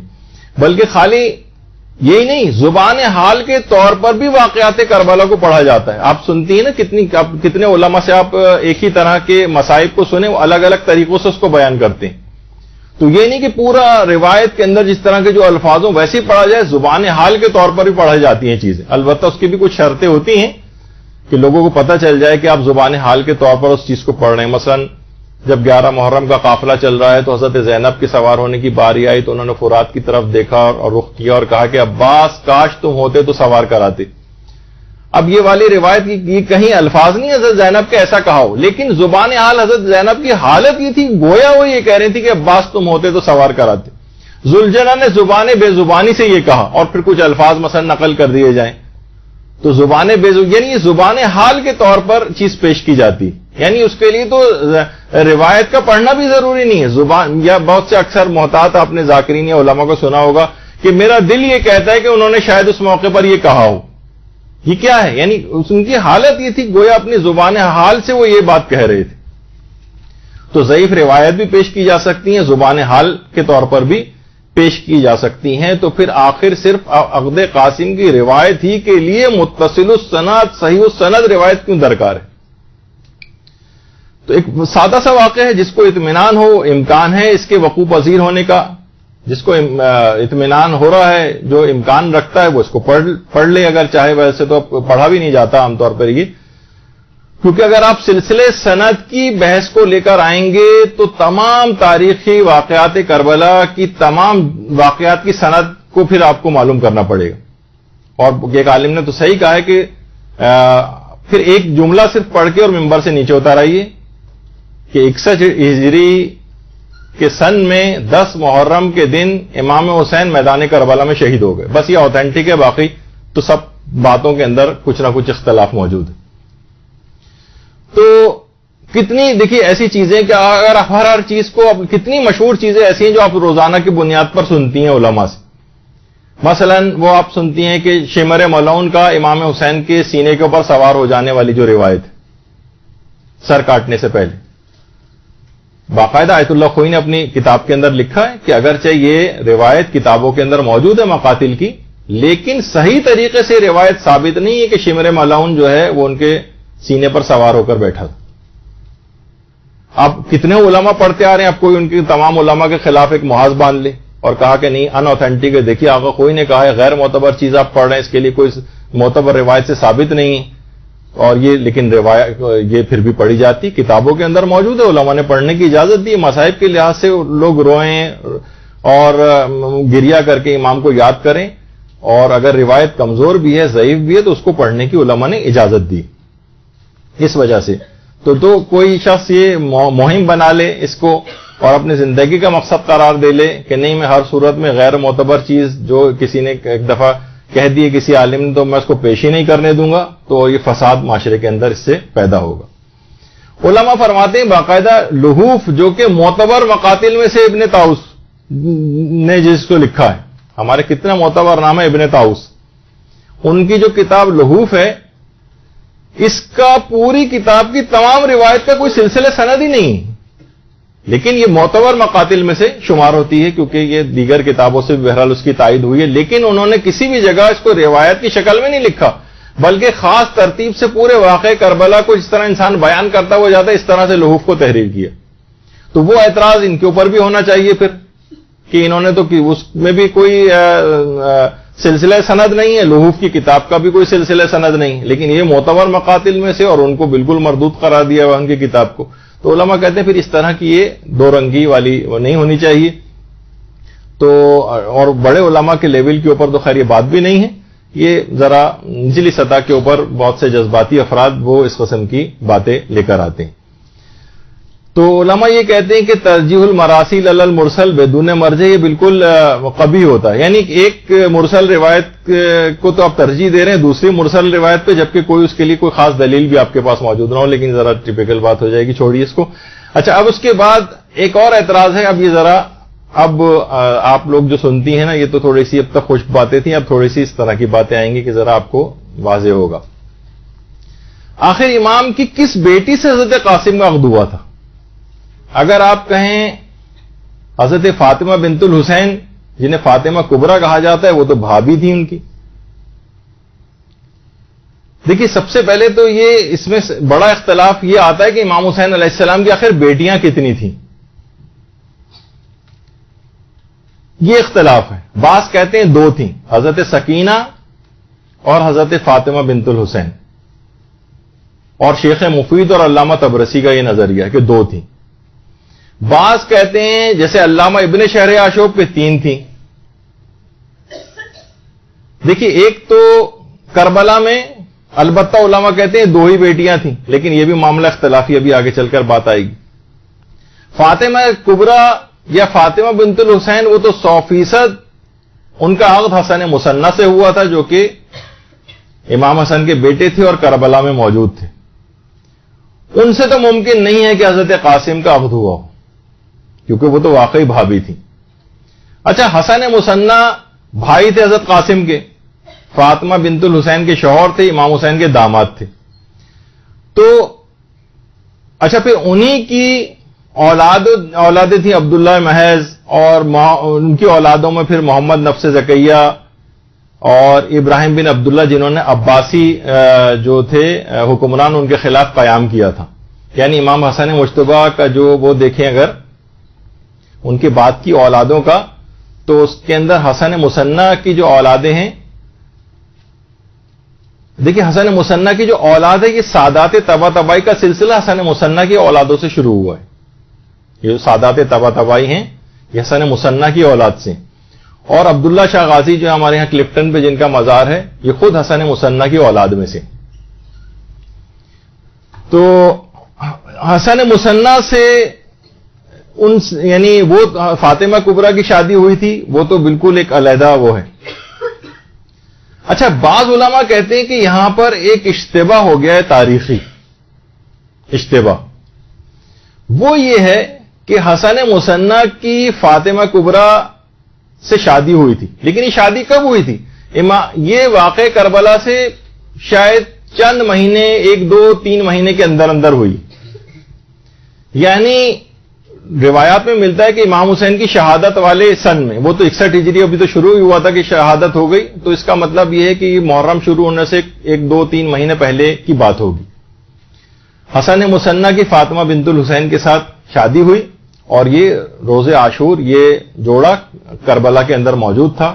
ایک شادی شدہ جوڑا اور تھا وہاب کلبی کا, نیا شادی شدہ وہ قربانی کے لیے موجود ہوا, اور یہ دوسرا شادی شدہ جوڑا جو موجود تھا وہاں پر. علماء کہتے ہیں شادی اتنی قریب واقع ہوئی ہے واقع کربلا سے کہ بہت سارے افراد کو تاریخ میں اشتباہ ہو گیا, اور حسن مثنیٰ کے بجائے قاسم کا نام نقل کر دیا گیا, جبکہ شادی ان کے بھائی سے ہوئی تھی. تو یہ کچھ علماء کہتے ہیں کہ اشتباہ شاید یہ ہے. اچھا دوسری بیٹی جو واقع کربلا میں ملتا ہے, زیادہ علماء کو رجحان ہے کہ 2 ہی بیٹیاں مثلا وہاں پر تھیں. دوسری بیٹی تھی حضرت سکینہ مثلا. کچھ علماء یہ کہتے ہیں وہ تو شادی کے قابل ہی نہیں تھی اور سن ازدواج کو نہیں پہنچی تھی. ابھی لیکن اس میں بھی اختلاف ہے, ابھی آگے چل کر آئے گا. تو آغا ابو الحسن شیرانی یہ فرماتے ہیں کہ امام کی 2 ہی بیٹیاں تھیں, فاطمہ بنت الحسین اور سکینہ. اور علامہ ابو الحسن شیرانی خود اس بات کے قائل ہیں کہ قاسم کی شادی امام کی ایک بیٹی سے ہوئی تھی. تو فاطمہ بنت الحسین تو حسن مثنیٰ کی بیٹی ہو گئی, اب بچی حضرت سکینہ. تو وہ ان کے مطابق یہ ہے کہ ان کی حضرت سکینہ سے شادی ہوئی. اچھا لیکن ابھی تو اب پھر آپ کہیں گے کہ پھر وہ کون تھیں کہ جو کہ قید خانے میں شہادت ہو گئی ان کی؟ ابھی سنیے. اچھا ابو الحسن شیرانی کہتے ہیں کہ 2 ہی بیٹیاں تھیں. علامہ ابن شہر آشوب جن کی کتاب مناقب ہے, ہمارے بڑے علماء میں ان کا شمار ہوتا ہے, وہ فرماتے ہیں امام کی 3 بیٹیاں تھیں. علامہ اربلی یہ بھی ہمارے بڑے اوتھینٹک علماء میں شمار ہوتے ہیں, ان کی کتاب کشف الغمہ ہے, کشف الغمہ فی معرفت الائمہ, اس میں انہوں نے کہا ہے کہ امام کی 4 بیٹیاں تھیں. البتہ نام 3 بیٹیوں کے نقل کیے ہیں, سکینہ, فاطمہ بنت الحسین اور زینب نام کی ایک بیٹی, زینب بنت الحسین. تو 4 بیٹیاں تھیں. پھر ملا صالح مازندرانی, ملا مہدی مازندرانی جن کی کتاب معالی السبتین ہے, اس میں بھی انہوں نے امام حسین کی 4 بیٹیوں ہی کا تذکرہ کیا. اچھا، کچھ علماء نے ایک جگہ پر اور کچھ جگہوں پہ اور وہی عام لوگوں کے اندر زیادہ مشہور ہے کہ امام کی ایک بیٹی زبیدہ کے ساتھ جو ہے وہ حضرت قاسم کی شادی ہوئی تھی، لیکن یہ اتنی اوتھینٹک بات نہیں. اچھا، اب دیکھیے تاریخ کے اندر کتنے مسائل ہیں. ہر طرف آپ کو بڑے بڑے علماء ملیں گے، اور یہ خود ائمہ کی تمام اولادوں کے متعلق ہے کہ انہیں بیٹے کتنے تھے اور بیٹیاں کتنی تھیں. آپ کو یاد ہوگا کہ امام حسین علیہ السلام کا ایک واقعہ وہ ملتا ہے جس میں انہوں نے جب ان کے بیٹے نے سورہ الحمد ایک معلم نے آ کر ختم کرائی تو امام نے ان کا منہ موتیوں سے بھر دیا. وہ کون سے بیٹے تھے؟ ان کا نام تھا جعفر، لیکن امام حسین کے کسی بیٹے جعفر کا نام اتنا معروف نہیں لوگوں میں. تاریخ کے اندر بہت ساری اس طرح کی چیزیں. تو حضرت رقیہ، اگر فاطمہ بنت الحسین اور سکینہ تھیں تو پھر حضرت رقیہ کون ہے؟ اچھا، اب دیکھیے، اب آپ کے سامنے دو چیزیں میں پیش کر رہا ہوں، اس سے آپ کو اندازہ ہوگا کہ تاریخ کے اندر عام لوگوں کو بولنے میں کتنی احتیاط کرنی چاہیے اور کوئی ایک یک طرفہ نظریہ نہیں بنانا چاہیے. حضرت رقیہ 4 سال کی جن کی عمر تھی اور جن کا قید خانے میں انتقال ہوا تھا. کچھ علماء کا یہ کہنا ہے کہ شہید مطہری حضرت رقیہ کو تحریفات عاشورہ میں سے سمجھتے ہیں. وہ کہتے ہیں نہیں، اس نام کی امام کی کوئی بیٹی نہیں تھی. البتہ کچھ لوگوں نے ڈیفینڈ کیا ہے شہید مطہری کو کہ نہیں، ان کا یہ نظریہ نہیں تھا بلکہ وہ کسی اور کی بات پیش کر رہے تھے. اسی طریقے سے آغا ریشاری کے متعلق کہا جاتا ہے کہ وہ بھی حضرت رقیہ کے قائل نہیں. اس کے علاوہ محسن امین عاملی یہ بھی انکار کرتے تھے کہ حضرت رقیہ نام کی امام کی کوئی بیٹی نہیں تھی.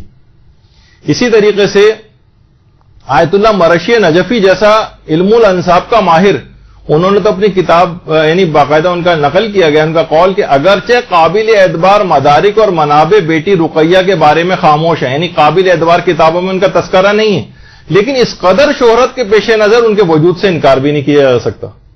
یعنی اتنی زیادہ مشہور ہے بات ہی کہ حضرت رقیہ کے متعلق کہ ہم کوئی ایک نظریہ نہیں بنا سکتے کہ اگرچہ قابل اعتبار مدارک میں ان کا کوئی تذکرہ نہیں. دیکھیے ان کے متعلق بھی یہ بات ہو رہی تھی نا کہ جو قابل اعتبار کتابیں ہیں اس سے تائید نہیں ہوتی حضرت قاسم کی، لیکن شہرت رکھتی.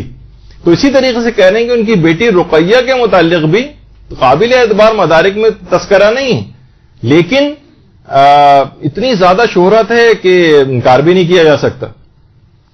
اسی طریقے سے جواد محدثی، یہ تاریخ کے بڑے شیعہ علماء میں قرار دیے جاتے ہیں. جواد محدثی نے بھی انکار کیا حضرت رقیہ نام کی کوئی بیٹی نہیں تھی امام کی. اسی طریقے سے آیت اللہ جواد عاملی نے بھی انکار کیا. یہ گروپ سن لیا آپ نے، کتنے بڑے بڑے علماء اور نام ہیں. اب دوسرا گروپ آ جائیے، آیت اللہ ناصر مکارم شیرازی کہتے ہیں حضرت رقیہ موجود تھی، امام کی ایک بیٹی نہیں حضرت رقیہ، یہ قائل ہیں.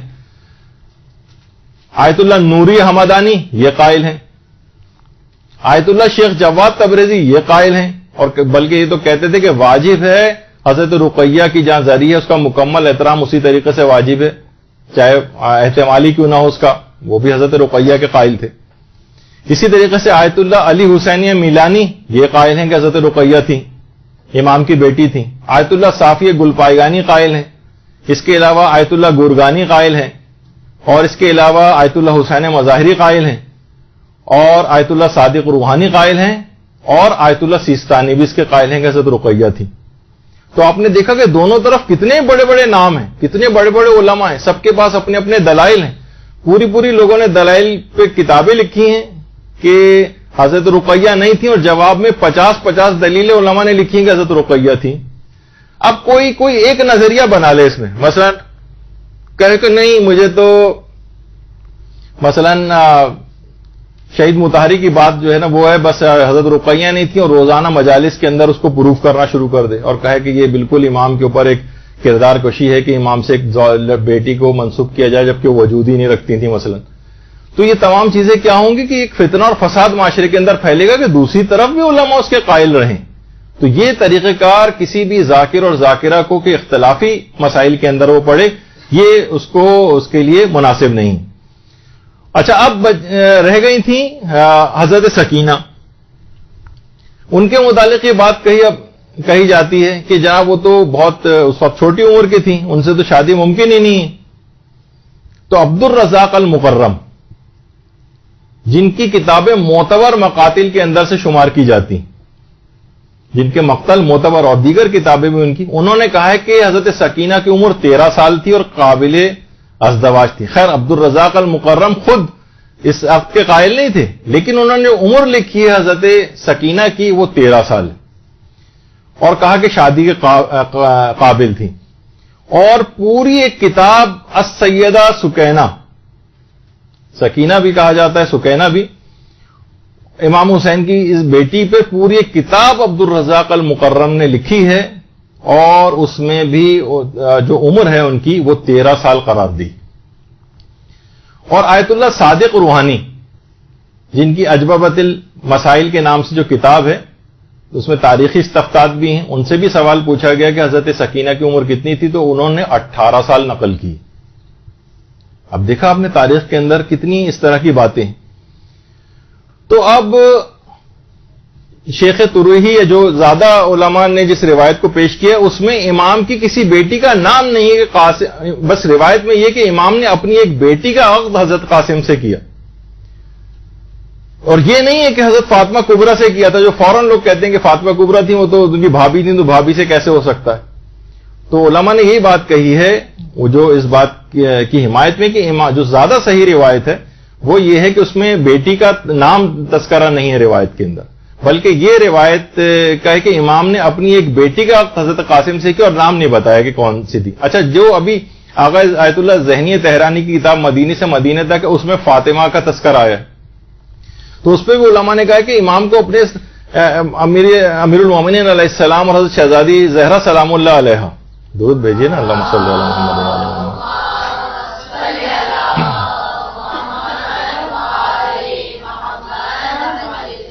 اتنے زیادہ عزیز نام تھے، اپنے سارے بیٹوں کے نام علی رکھے تھے، علی اکبر، علی اوسط، علی اصغر. یہ سب بعد میں ان کو ڈفرینشیٹ کرنے کے لیے ان کو اس طرح سے کہا جانے لگا. فاطمہ صغرا اور کبریٰ اور وسطیٰ وغیرہ اس طرح کے جو نام ہیں، کیونکہ ساری بیٹیوں کے نام فاطمہ رکھے تھے. تو امام کی کتنی بیٹیاں تھیں یہ خود ایک اختلافی بات ہے. آپ نے سنا 2 تھیں، 3 تھیں، 4 تھیں. علامہ اربنی نے لکھا جیسے کہ کچھ علماء اس کے بھی قائل ہیں کہ 5 تھیں اور کچھ 7 تک بھی لے کر جاتے ہیں. اور امام نے کیونکہ سبھی کے نام فاطمہ رکھے تھے، تو اب روایت میں جو فاطمہ ہے تو کون سی والی فاطمہ ہو سکتا ہے کہ حسن مصنع والی فاطمہ نہ ہو، بلکہ کوئی اور بیٹی فاطمہ ہو امام کی، جن کا روایت کے اندر تذکرہ نہیں آیا ہے. تو اس احتمال کو مکمل طور پر رد نہیں کیا جا سکتا کہ فاطمہ نام ہی کی کسی بیٹی کے ساتھ عقد ہوا تھا، لیکن یقیناً وہ حضرت حسن مصنع کی زوجہ نہیں ہو سکتی، وہ تو بھابھی تھی ان کی، ان سے کیسے عقد ہو سکتا تھا. تو کوئی اور فاطمہ نام کی کوئی بیٹی امام کے ساتھ. اب کچھ علماء نے یہ بھی کہا کہ امام کی جو 2 بیٹیاں تھیں اس میں جو سکینہ اور رقیہ بھی گویا ایک لحاظ سے، کیونکہ امام کو بہت زیادہ ان سے محبت تھی، ان کے دل کا سکون تھی، تو وہاں پہ سکینہ کہا جاتا تھا. اور اس کے بعد جب وہ زندان شام میں آئیں اور ہر وقت روتی رہتی تھیں تو رونے والی کو رقیہ کہا جاتا ہے. تو وہاں پر کہاں ہے بھائی وہ رونے والی، تلاش کرو اس کو، تو وہ رقیہ کہہ کے پکارا جانے لگا، ورنہ سکینہ اور رقیہ ایک ہی چیز شخصیت کے نام ہے. اب بڑا تاریخ کے اندر اس طرح کی چیزیں ایسی ہیں کہ جیسے کہ ابھی میں نے آپ کو کہا کہ علامہ اربلی نے کشف الغمہ میں 4 بیٹیاں نقل کی ہیں، اور مؤلف سبتین کے اندر بھی جو ہے وہ 4 بیٹیوں کا تذکرہ ہے. تو اس امکان کے پیش نظر علماء نے اس کو جائز قرار دیا ہے اس کو پڑھنے کے لیے. اور اہل سنت علماء میں بھی محمد ابن طلحہ شافعی نے ان کی کتاب مطالب الصول ہے، اس میں بھی 4 بیٹیوں کا تذکرہ کیا ہے. اچھا، ایک اور بیٹی بھی ہیں زینب بنت الحسین، ان کا بھی بڑے بڑے ابن شہر عاشوب، محسن امین عاملی نے تذکرہ کیا ہے. اس کا مطلب ہے کہ وہ بھی الگ سے کوئی بیٹی تھی. اور ایک اور بیٹی کا تذکرہ بھی تاریخ میں ہے، خولہ بنت الحسین. ان کا بعلبک جو لبنان کے اندر ایک علاقہ ہے، وہاں پہ باقاعدہ ان کا جو روضہ بھی ہے، وہ امام حسین کی بیٹی کے لحاظ سے کچھ نے اس کو بھی نقل کیا ہے، اور باقاعدہ رہبر معظم نے اس روضے کو بعلبک میں بنوایا بھی ہے لبنان کے اندر، اور بڑا پرشکو ان کا وہ ہے. اور حزب اللہ وغیرہ کی جو دعا افتتاح جو پڑھتے ہیں وہ اسی ان کے روضے میں جا کر پڑھتے ہیں. تو بہت ساری اس طرح کی چیزیں جو چلیں اتنی اوتھینٹک نہیں ہیں، زیادہ قابل اعتبار قرار نہیں دیا جا سکتا، لیکن خولہ نام کی بھی ایک بیٹی تھی. تو بہت ساری اس طرح کی باتیں تاریخ کے اندر ہیں. اچھا، کچھ یہ بھی کہتے ہیں کہ حضرت قاسم عمر کے اعتبار سے بالغ نہیں تھے، تو کیسے ممکن ہے کہ ان کی شادی کی بات جو ہے وہ ہوئی ہو. تو دیکھیے، سب سے پہلے تو حضرت قاسم کی عمر کے متعلق اختلاف ہے. اور خود امام حسن کی شہادت کی جو سن ہے اس میں بھی اختلاف ہے. مثلا شیخ طوسی نے 49 ہجری لکھا ہے, ابن قتیبہ نے 51 ہجری لکھا ہے, اور ابو الفرج اصفہانی انہوں نے 50 ہجری لکھا ہے, اور کچھ علماء نے 47 ہجری بھی. بہرحال حضرت قاسم کی عمر جو ہے کچھ روایات میں تو یہ ہے کہ 4 سال کے تھے, لیکن وہ آپ کیسے اس کو وہ کر سکتے ہیں کہ 4 سال کا بچہ جو جا کے اور وہاں جا کے میدان جنگ میں مقابلہ کر رہا ہو, تو وہ تو اتنی قابل اعتنا نہیں ہے. لیکن 11 سال 13 سال اور 14 سال بھی روایات کے اندر آئی. اچھا, لیکن یہ بلوغ کے اعتبار سے بلوغ کی جو عمر ہے, عمر کے اعتبار سے دیکھیے, عمر جب 15 سال کوئی بھی لڑکا اپنی عمر کو مکمل کر لیتا ہے تو عمر کے اعتبار سے بالغ ہو جاتا ہے. لیکن بہت ساری دیگر علامات بلوغ سے ممکن ہے وہ ان علامات بلوغ کی وجہ سے وہ پہلے بالغ ہو جائے. آج بھی لڑکے 12 سال 13 سال کی عمر میں بالغ ہو جاتے ہیں. تو اس زمانے میں عربوں کے معاشرے کے اندر جبکہ ان کی جسمانی ساخت اس زمانے کی جو حالت ہوتی تھی کہ حضرت قاسم نے مثلا اتنے پہلوانوں کا مقابلہ کیا, روایت میں اتنے لوگوں کو واصل جہنم کیا, تو یہ اس زمانے کی فزیک ایسی ہوتی تھی کہ وہ عمر کے اعتبار سے نہیں بلکہ دیگر علامات بلوغ کے اعتبار سے جلدی بالغ ہو جاتے تھے. یعنی اس بات کا امکان موجود ہے. ایک تو عمر کی شرط ہوتی ہے, اور عمر کی شرط سے بھی پہلے لڑکے جو ہے وہ بالغ ہو سکتے ہیں. اچھا, لڑکیاں جو ہیں جیسے کہ ملتا ہے کہ لڑکیاں 9 سال کی عمر میں بالغ ہو جاتی ہیں. اس زمانے میں دیکھیے ایسی کاٹھی ایسی فزیک ہوا کرتی تھی لڑکیوں کی کہ 9 سال کی عمر میں شادیاں ہو جاتی تھیں. حضرت زہرا سلام اللہ علیہ کی شادی کے متعلق آپ سنتی ہیں.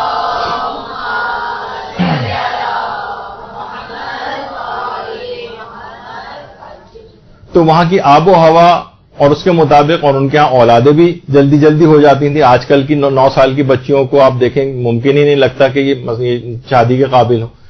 تو سب سے پہلی بات تو یہ ہے کہ کیا عقد نکاح کے لیے وہ علماء جواب یہ دیتے ہیں جو اس کے قائل ہیں کہ اگر آپ یہ کہہ رہے ہیں کہ وہ شادی کی عمر نہیں تھی تو کیا عقد نکاح کے لیے بلوغ شرط ہے؟ نابالغ کی بھی بہت ساری مصلحتوں کے تحت شادی ہو سکتی ہے. شادی میں ہمیشہ ازدواجی فائدہ جو ہے وہ مقصود نہیں ہوتا ہے. بعض اوقات لوگ بچیاں ایڈاپٹ کرتے ہیں ان کی تاکہ ہم ان کے بالغ ہونے کے بعد بھی ان کے ساتھ محرمیت قائم رہے, تو کچھ عقد محرمیت وغیرہ بھی پڑے جاتے ہیں جس کا بھی موقع نہیں ہے بیان کرنے کا, لیکن تاکہ ان میں محرمیت قائم ہو جائے کچھ اس طرح کی اس کے اندر شرعی ہیلے کیے جاتے ہیں جس سے وہ بعد میں بھی اس شخص کی جو ہے وہ محرم بن جائے. تو صرف ضروری نہیں ہے, اور بعض مراجع تو یہاں تک قائل ہیں جیسے آیت اللہ صادق روحانی, انہوں نے تو آیت اللہ صادق روحانی نے اپنے فتویٰ میں کہا ہے کہ حضرت قاسم کے اس عقد کو اس وصیت کے طور پر قبول کرنے میں حرج نہیں ہے کہ جو کہ امام حسن نے کی تھی. ان کی وصیت تھی اور وصیت کے مطابق جو ہے امام نے جو ہے وہ عمل کیا ہے, تو اس لحاظ سے وصیت کو نافذ کرنے کے لحاظ سے اس کے اندر کوئی امر مانے نہیں کہ نابالغ کا عقد بھی ہو سکتا ہے. یعنی جو بچے کا جو ولی ہے وہ اس کو وصیت کی وجہ سے اس کو نافذ کر سکتا ہے جو بھی وصی. اچھا, کچھ لوگ اس میں ایک فقہی اشکال لے کر آتے ہیں کہ جواہر الکلام جو کتاب ہے ہماری اس کے اندر یہ چیز لکھی ہوئی ہے کہ کوئی جو وصی ہے وہ نابالغ جس کو وصیت کی گئی ہو وہ نابالغ کا عقد نہیں کر سکتا. مثلا امام حسین کو وصیت تھی تو امام حسین یعنی چلیں یہ تو ایک الگ سے فقہی مسئلے کے طور پر بھی ہے کہ اگر وصیت کر کے کوئی جائے تو وصی جو ہے نابالغ کا عقد نہیں کر سکتا. تو اس پہ بھی علماء نے بات کہی اور کہا یہ بات اگرچہ اختلافی ہے لیکن وہ آیت اللہ خوئی نے مستند عروۃ الوثقی کے اندر باقاعدہ اس محمد ابن مسلم اور ابو بصیر کی جو صحیح روایت ہے اس میں ثابت کیا ہے کہ وصی بھی جو ہے جس کو وصیت کر کے گیا ہوں وہ بھی نابالغ کا عقد کر سکتا ہے.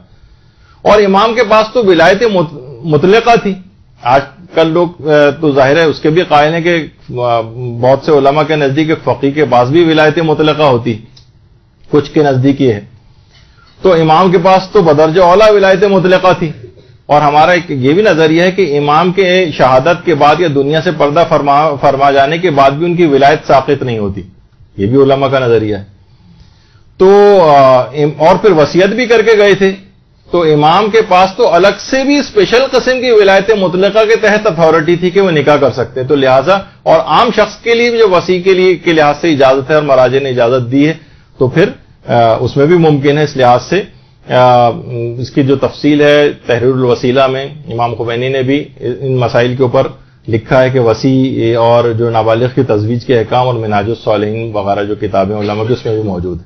اب علماء ایک اعتراض یہ پیش کیا جاتا ہے اور اس کو تھوڑا سا ڈراماٹائز بھی لوگ تھوڑا سا کر دیتے ہیں کہ اتنی مصیبت کے دن کوئی کیسے شادی کے متعلق سوچ سکتا ہے. اتنا مصیبت والا دن تھا عاشورہ، کہاں عاشورے کا روز، اتنی زیادہ شہادتیں، اس میں کہاں شادی، یہ کچھ سمجھ میں آنے والی بات نہیں. تو دیکھیں کچھ علماء تو جو اس بات کے قائل ہیں کہ امام کی وصیت پر عمل کرنا ضروری تھا، جیسے آیت اللہ صادق روحانی، تو اس لحاظ سے تو چاہے عاشورے کا روزہ کچھ ہو، وہ ایک واجب والا حکم تھا، اس کو پورا کیا گیا. اور ایک لائن کا عقد پڑھنے کے اندر تو کوئی ایسا وقت، لوگ کہتے ہیں اتنا وقت شادی میں لگ جاتا ہے، اس میں اتنا وقت ہی کہاں تھا امام کے پاس. تو ہماری طرح کی شادیاں تو نہیں ہوتی تھیں اس زمانے میں. تو معصومین کے گھرانے یا ان کی جو شادیاں، اس کو اپنی شادیوں پر قیاس نہیں کرنا چاہیے. خاندان عصمت و طہارت کی شادیاں وہ بہت سادہ طریقے سے ہوتی تھیں. تو وہ علماء جو کہتے ہیں کہ یہ بات بہت بعید ہے اور خلاف عقل ہے کہ عاشور کے روز کیسے یہ ہوا ہوگا، تو آیت اللہ جو ہے ابو الحسن شیرانی، انہوں نے لکھا ہے کہ یہ بات کہنا کہ یہ بہت بعید ہے، یہ صحیح نہیں. وجہ اس کی ہے کہ ہم معصوم کی جو کاموں کی مصلحتیں ہیں اس سے ہم واقف نہیں. اور کچھ علماء نے مصلحت یہ بھی بتائی ہے کہ حضرت قاسم کے امام یہ چاہتے تھے کہ قاسم عقد کی فضیلت کو حاصل کر کے دنیا سے جائیں، کیونکہ بے شادی شدہ قدرت رکھتے ہوئے کسی بھی اعتبار سے انسان بے شادی شدہ جائے تو اس کی فضیلت ذرا کم ہے. تو اور علماء نے یہ بھی کہا کہ روایت کے اندر یہ بھی آیا کہ نیک شخص جو ہوگا وہ آخرت میں اپنی زوجہ صالحہ کے ساتھ ملحق کیا جائے گا، یعنی جنت میں وہی اس کی زوجہ بنے گی. تو امام حسین علیہ السلام اپنے بھائی امام حسن کے اس احسان کو کہ ان کے بیٹے نے اپنی جان امام حسین پر قربان کی، اپنی بیٹی سے جو اس وجہ سے تزویج کی کہ اس احسان کے احترام میں اس عمل کو امام نے انجام دیا. تو اس کی بہت سی مصلحتیں ہو سکتی ہیں، اور بہت سے میں نے ذاکرین وغیرہ سنا ہے. البتہ یہ کہ وہ کوئی عالموں کے لحاظ سے بات نہیں ہے، اور ممکن ہے اس میں نے اتنا غور بھی نہیں کیا کہ اس زمانے میں یہ ہوتا تھا کہ کوئی بے شادی شدہ یا کماری لڑکی ہوتی تھی اس کو کنیزی میں لیا جاتا تھا. تو امام نے بہت سارے اقدامات ایسے کیے تھے کہ بعد تک یہ تمام چیزیں نہ ہو پائیں، لیکن اس کا کوئی ویسا میرے پاس آتھینٹک یا میں نے اس پہ غور اتنا نہیں کیا، نہ کسی ابھی عالم سے پوچھا کہ اس میں کتنی صداقت ہے. لیکن بہرحال امام کے کاموں کی مصلحتوں سے امام خود واقف ہیں، اور ہم ان پہ یہ نہیں کہہ سکتے ایسا کیسے ممکن ہے کہ انہوں نے ایسا کیا ہو. اور پھر بہت سی روایتوں کے اندر لوگ کہتے ہیں کہ عروسی کا جوڑا لے کر آؤ، مثلا جیسے کہ ابھی آیت اللہ ذہنی تہرانی نے بھی لکھا ہے کہ کیا قاسم کے لیے نئے کپڑے موجود ہیں، تو انہوں نے کہا نہیں. کہا کہ اچھا بھائی حسن کی امانتوں والا صندوق لے کر، اور پھر امام حسن کا امامہ اور قبا نکال کے قاسم کو پہنائے تھے.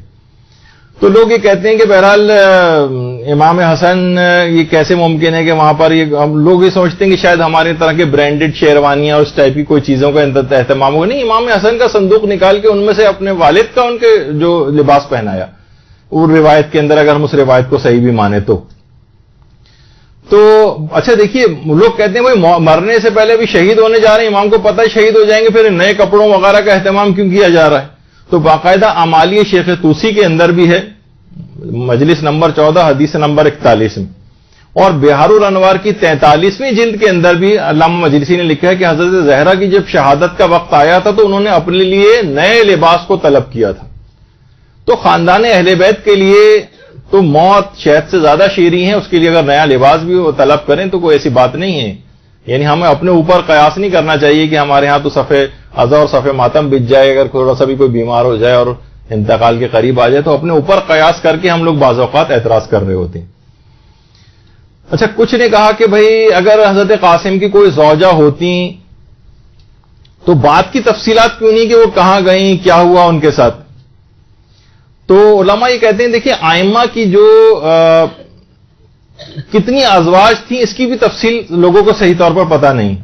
خود حضرت شہربانوں کو تاریخ کے اندر نہیں پتا کہ وہ کہاں گئیں، کیا ہوا، اور آئمہ کی اولادیں کتنی تھیں، آئمہ کی اولادوں نے کن جگہوں پہ شادیاں کیں. خود امیر المومنین کے 18 بیٹے تھے، ان سب کی شادیاں کہاں کہاں ہوئیں، ان کی اولادیں کہاں ہیں، ان لوگوں کے قبور کہاں ہیں. خود آئمہ کی سسرالی جو ہوتے تھے ان کے متعلق تفصیلات نہیں ہیں. امیر المومنین کے بھائی ایک طالب تھے، اگر آپ تفصیل نکالنے بیٹھے تو چند لائنوں یا چند صفحات سے زیادہ ان کی تفصیل نہیں ملتی طالب کی. تو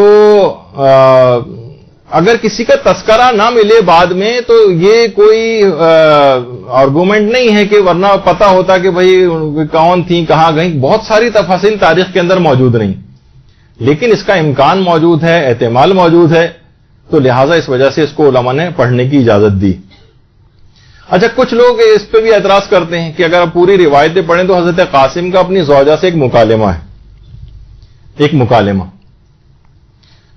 اور شوہر و بیوی میں جس طریقے سے بات ہوتی ہے، تو انہوں نے کہا میں جانا چاہتا ہوں میدان جنگ میں. تو انہوں نے کہا کہ میں آپ کو شہید ہو گئے تو میں آپ کو میدان حشر میں کیسے پہچانوں گی، تلاش کروں گی. تو حضرت قاسم نے اپنے لباس کا ایک ٹکڑا پھاڑ کے ان کو دیا کہ تم اس کے ذریعے مجھ سے پہچان. تو لوگ کہتے ہیں کہ بھئی کیسے ممکن ہے کہ میدان کارزار کے اندر جا رہے ہوں اور شوہر و بیوی میں اس طرح کی باتیں ہو رہی ہوں. تو یہ دیکھیے، ہم اپنے مطابق یہ چیز سوچ رہے ہیں. حضرت زہیر ابن قین جو امام کے صحابی تھے، یہ عاشور کے روز مذاق کر رہے تھے. کوئی کہے کہ بھئی یہ کیسے ممکن ہے، یہاں لاشوں پہ لاشیں گر رہی ہیں اور زہیر ابن قین مذاق کر رہے ہیں. بعض صحابہ نے اعتراض بھی کیا تھا امام کے ساتھیوں نے. تو زہیر نے کہا تھا تم کو پتا ہے کہ میں ایک سنجیدہ شخص ہوں، لیکن آج یعنی گویا جنت کو اپنی آنکھوں سے دیکھ رہا ہوں، تو اب میں اس خوشی میں جو ہے وہ مذاق کر رہے ہیں. بلکہ ایک جملہ ہے، اور اس پہ بھی ایسے افراد کو جو یہ اعتراض کرتے ہیں کہ انہوں نے شوہر و بیوی نے اس قسم کی بات آپس میں جو کر رہے تھے تو یہ تو موقع اس قسم کی باتوں کا نہیں تھا. تو زہیر کی ان بات کو کیا کہیں گے، جو کتاب لحوف کے اندر جو معتبر ترین مقاتل میں سے کہ انہوں نے کہا کہ زہیر نے کہ ادھر میرے گردن پر تلوار چلے گی اور ادھر میرا حور عین کے ساتھ معانقہ ہوگا. ثم نعانق الحور العین، یعنی ادھر میری گردن پر تلوار چلے گی، ادھر اب لوگ کوئی کہے کہ بھائی یہ کیا بات ہوئی، یہ کوئی موقع اس قسم کی باتیں کرنے کا ہے. زہیر یہ میدان کارزار ہیں، یا لاشوں پہ لاشیں جو ہے گر رہی ہیں، اور اس میں جو ہے آپ اس قسم کی باتیں، حوروں کا تذکرہ، ان سے معانقہ کا تذکرہ کر رہے ہیں. تو لحوف جو کہ آتھینٹک، تو اس قسم کے اعتراضات، اسی بھونڈے قسم کے اعتراضات یہ جو ہے وہ نہیں کرنے چاہیے. پھر وہاب کلبی کی زوجہ کا اگر مکالمہ پڑھیں، امام کے پاس گئی تھیں اور کیا کیا ان سے باتیں ہوئی تھیں وہ بھی اگر بیان کرنے بیٹھے. تو بہرحال دیکھیے، بہت ساری ایسی چیزیں کہ روایات کا مرسل ہونا یا اس کا سند نہ ہونا یہ اس کے جھوٹا ہونے کی دلیل نہیں. اس سے پہلے بھی بات آئی ہے. اور باقاعدہ اگر کوئی اعتراض کرے کہ بھئی یہ جو شیخ تریحی ہیں، ان کی کتاب کے اندر تو مرسل روایتیں ہیں، تو آیت اللہ صادق روحانی نے اپنی کتاب کے اندر لکھا ہے کہ ٹھیک ہے ان کتابوں کے اندر مرسل روایتیں ہیں، لیکن اس سے ان کا اعتبار ساقط نہیں ہوتا ہے. لعدم اعتبار الاتصال السندی فی الاخبار التاریخیہ، کہتے ہیں کہ تاریخ کی جو باتیں ہیں اس کے اندر اتصال سند درکار نہیں ہوتا تاریخ کی باتوں. اور شیخ تریحی کی تو بہت جلیل القدر، بہت عظیم المرتبت شخصیت انہوں نے اس لحاظ سے قرار دیا ہے. تو اب یہ تو ہو گیا کہ بہت سارے علماء کے نزدیک ثابت نہیں ہے معتبر روایت سے عقد قاسم، لیکن اس پہ بھی آپ نے باتیں سنی. لیکن کتاب کا حوالہ دے کر اس عقد کو بیان کرنے کی اجازت ہے. نہیں پہلے نہیں، اس کو چھوڑیے. ایک اور بات، کن علماء اور مراجع کے نزدیک عقد قاسم کو مجالس میں پڑھنے کی اجازت ہے؟ آیت اللہ خوئی.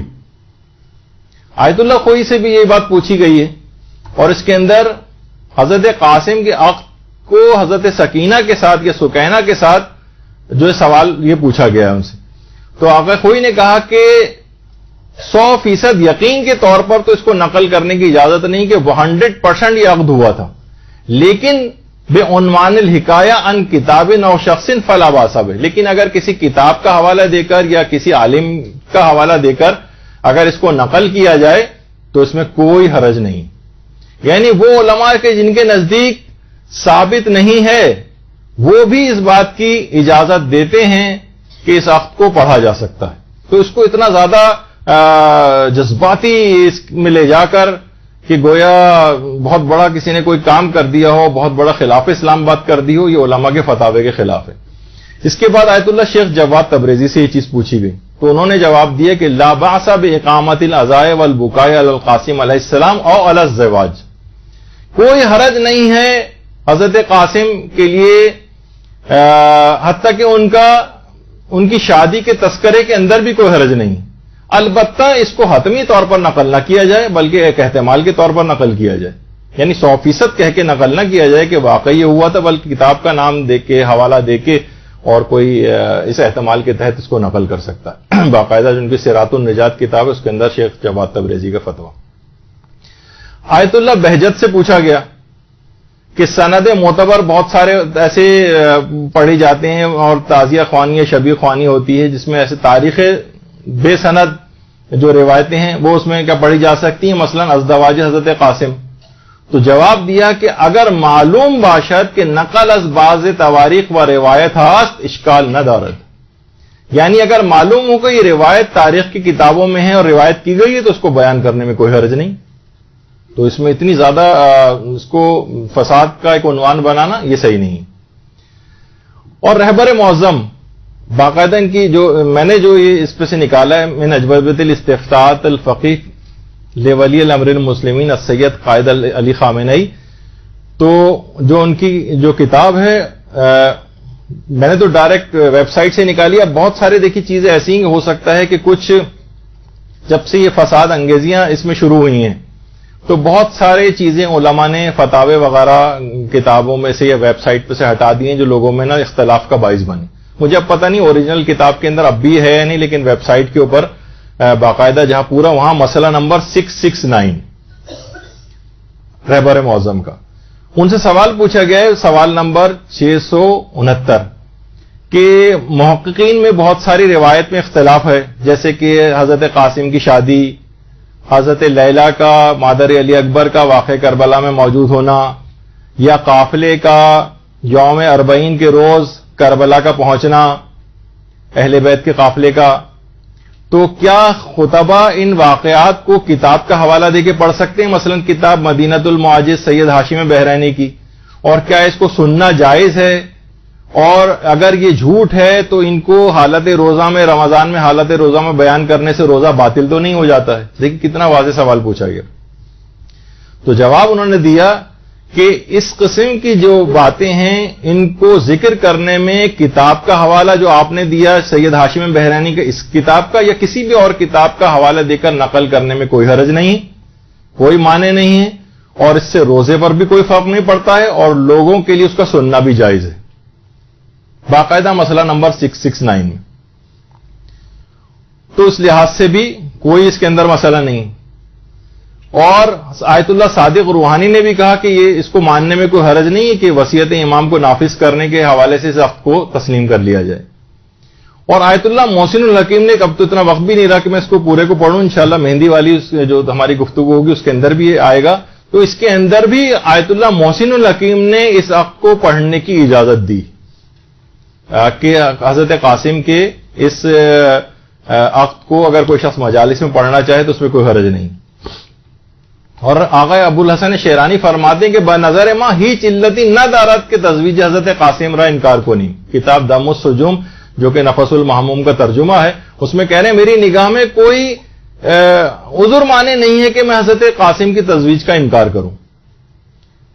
اچھا، اسی طریقے سے آیت اللہ سید محمد علی حائری طبسی، انہوں نے مقتل الحسین کے اندر لکھا ہے کہ روز عاشورہ میں جو واقعات ہوئے ہیں ان میں سے ایک واقعہ عروسی شہزادہ قاسم ابن حسن بھی، یعنی جو واقعہ پیش آیا ہے۔ اور ملا صالح مازندرانی وہ یہ کہتے ہیں کہ میں نے بھی جب کتب مقاتل کا مطالعہ کیا تو میں اس بات کو پسند کرتا ہوں کہ اس واقعے کو منتخب سے نقل کروں، اور گمان غالب یہ ہے کہ یہ واقعہ صحیح۔ تو علماء نے دیکھی اس کی اجازت دی، حتیٰ کہ وہ علماء جو جن کے نزدیک ثابت نہیں ہے وہ بھی حرام نہیں کہتے اس کو پڑھنا، زیادہ سے زیادہ یہ کہتے ہیں کہ بہتر ہے کہ نہ پڑھیں، حرام نہیں۔ جیسے کہ آیت اللہ ناصر مکارم شیرازی، انہوں نے اپنے فتوی میں لکھا ہے کہ اگر چاہیے معتبر کتابوں کے اندر موجود نہیں ہے تو بہتر ہے کہ اس کو ترک کیا جائے، بہتر ہے۔ حرام پہلو، کیریکٹر اسیسینیشن، یہ وہ سب باتیں اس طرح کی کوئی بھی انہوں نے ناصر مکارم شیرازی نے اپنے فتوے کے اندر نہیں کی۔ تو اس لحاظ سے اس کے اندر بہت زیادہ جذباتی پن اس لحاظ سے لانے کی ضرورت نہیں ہے۔ اچھا، اب یہ جو کہا ہے کہ کیا لوگ اکثر خطبہ حضرات جو ہیں وہ یہ بیان کر رہے ہیں کہ اس روایت کو بیان کرنے میں قاسم کی کیریکٹر اسیسینیشن ہے. کیا معاذ اللہ کردار کشی ہے؟ یعنی کیا کسی غیر شرعی کام کی نسبت حضرت قاسم کی دے رہے ہیں ہم؟ کیا کوئی انتہائی مکروہ یا ناپسندیدہ کام کی نسبت دی جا رہی ہے؟ یا کسی کوئی بہت ہی باعث شرم کام ہے معاذ اللہ کہ اس سے نسبت دی جا رہی ہے؟ سنت رسول ایک عقد ہوا تھا، تاریخ میں ہوا تھا یا نہیں ہوا تھا، کچھ کہتے ہیں ہوا تھا، کچھ کہتے ہیں نہیں ہوا تھا. تو اگر اس عقد کو علماء بیان بھی کرتے آ رہے ہوں اور اس کو بیان کرنے کی اجازت بھی دے رہے ہوں تو کیا معاذ اللہ وہ قاسم کی کردار کشی کی اجازت دے رہے ہیں؟ تو اس مسئلے کو بالکل بھی جذباتی طور پر اس کو نہیں رکھنا چاہیے. تاریخ کی باتوں کو تاریخ کی حد تک رہنے دینا چاہیے. جو مخالفین ہیں، جو معترضین ہیں، ان کے پاس بھی دلائل موجود ہیں. جو جواب اس کا دے رہے ہیں، جو قائل ہیں، ان کے پاس بھی دلائل موجود ہیں. کتابوں میں یہ عقد لکھا ہوا ہے، اشکالات بھی ہیں، جوابات بھی ہیں، فتاوے دونوں طرف بھی ہیں. تو اس کو فساد اور جھگڑا بنانے کی ضرورت نہیں، کیونکہ نہ یہ عقائد کا مسئلہ ہے، نہ واجبات کا مسئلہ ہے. اور اس کی حمایت اور رد میں کتابیں بھی لکھی گئی.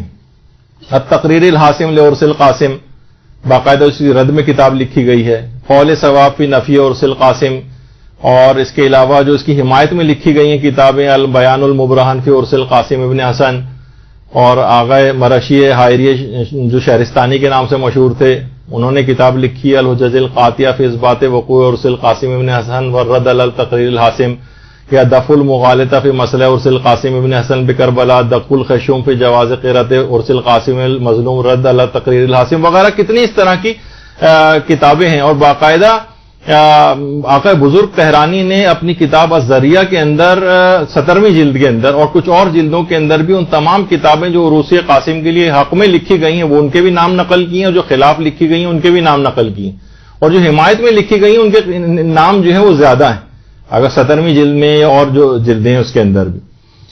تو اب کتنی دیکھیے کتابیں ایسی ہیں جس کے اندر بڑے بڑے علماء نے عروس قاسم کو نقل کی. ہم اس کو کوئی ثابت نہیں کر رہے ہیں، لیکن ایک دوسرا پہلو پیش کر رہے ہیں کہ اس کو نزاع اور جھگڑا بنانے کی کوئی ضرورت نہیں. 27 کتابوں کے نام تو اتنا وقت بھی نہیں کہ ان کو پڑھتا بالکل ٹائم بالکل ختم ہو گیا. اس کے بعد آپ کا دوسرا لیکچر بھی ہے. تو اس میں کوئی اتنے بڑے بڑے علماء اس کو نقل کرتے آ رہے ہوں.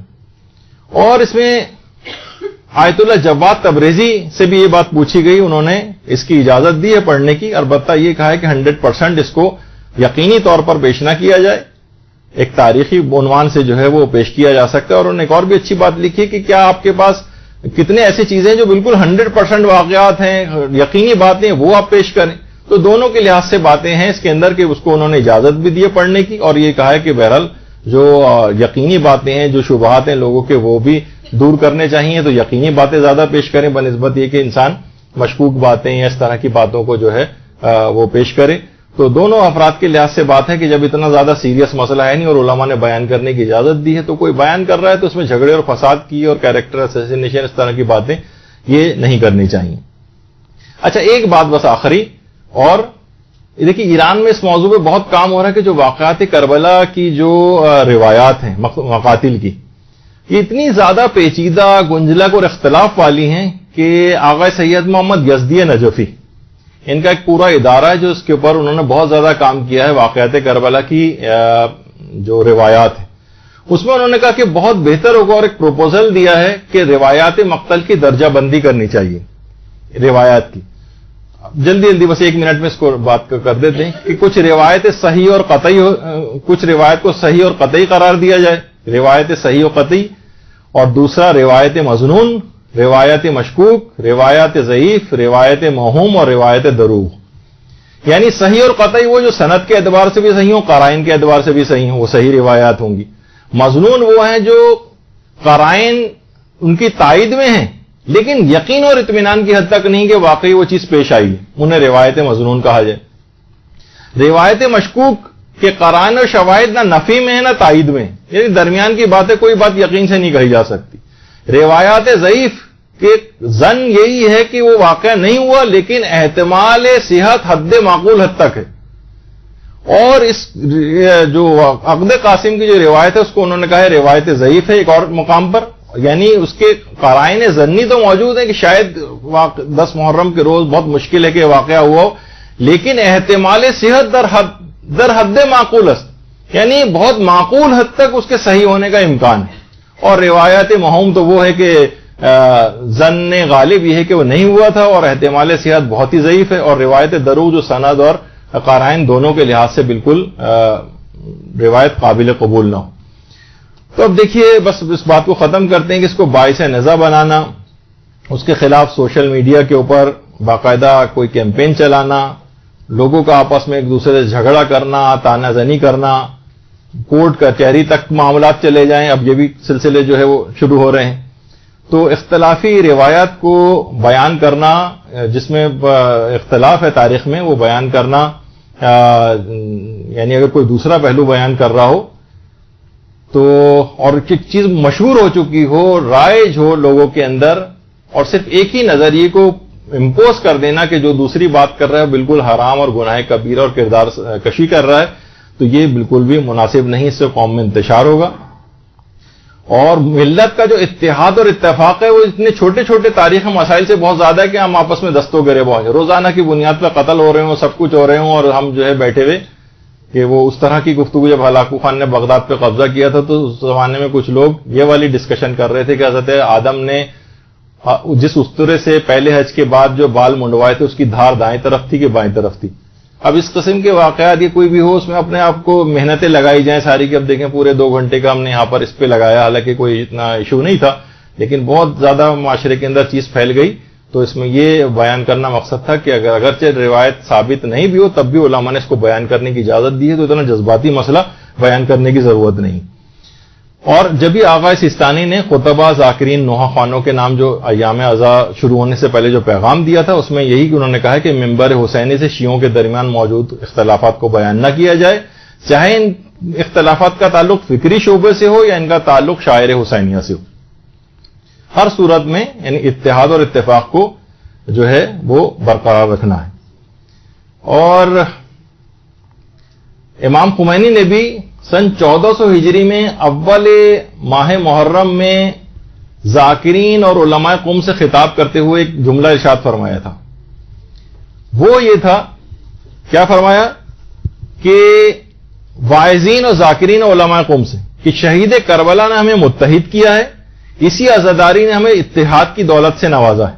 یہ شیطانی ہتھ کنڈے ہیں اور شیطان کے چبائے ہوئے لقمے ہیں جس کے ذریعے ہمارے اتحاد کو چھیننا چاہتا ہے. استعمار کے ایجنٹوں نے علماء اور نوجوانوں کو ایک دوسرے کے خلاف کیا ہے، دونوں طرف سے نفرت انگیز باتوں نے باہمی نفرتوں میں اضافہ کیا ہے.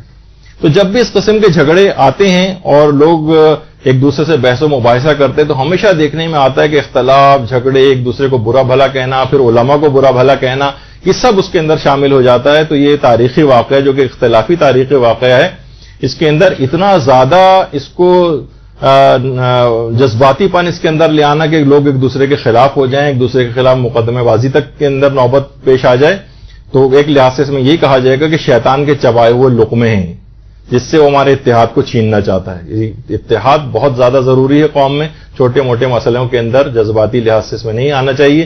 اور آپ لوگوں کا آخر میں بس یہی والی نصیحت دوبارہ کہ کوئی بھی اختلافی بات یا جو معاشرے کے اندر آپ کا کوئی نظریہ ہو، آپ کی کوئی تحقیق ہو، تو ضروری نہیں کہ آپ 100% اس کو لوگوں پہ امپوز کریں. بہت ہوا تو اپنا صرف کچھ علماء یہ کہتے ہیں کہ اس طرح سے، کچھ علماء کہتے ہیں اس طرح سے، اور اپنی بات آپ بہت اس طرح سے بھی پیش کی جا سکتی کہ معاشرے کے اندر کوئی فساد اور جھگڑا نہ ہو. لیکن جب آپ اس طرح کی باتیں کریں گے کہ کردار کشی ہو رہی ہے اور ایک دین اسلام منہدم ہوا جا رہا ہے، اس وقت کو بیان کرنے سے تو ایسا کوئی مسئلہ نہیں، علماء نے اجازت دی. اب صرف ایک مسئلہ رہ گیا ہے کہ ابھی ہم نے کہا تھا کہ عقد قاسم بیان کرنا بالکل الگ چیز ہے، اور مہندی کیوں نکالتے ہیں؟ یہ تو ایک گویا ایک لحاظ سے ایک ہندوانی رسم ہے جیسے کہ عام طور پہ کہا جاتا ہے. اس پہ علماء کیا کہتے ہیں، نظریات کیا ہیں، اس سے ملحقہ جتنی اور رسومات عزاداری ہیں، اس پہ انشاءاللہ ہماری اگلی گفتگو ہوگی. وصلی اللہ علی محمد وآلہ الطاہرین.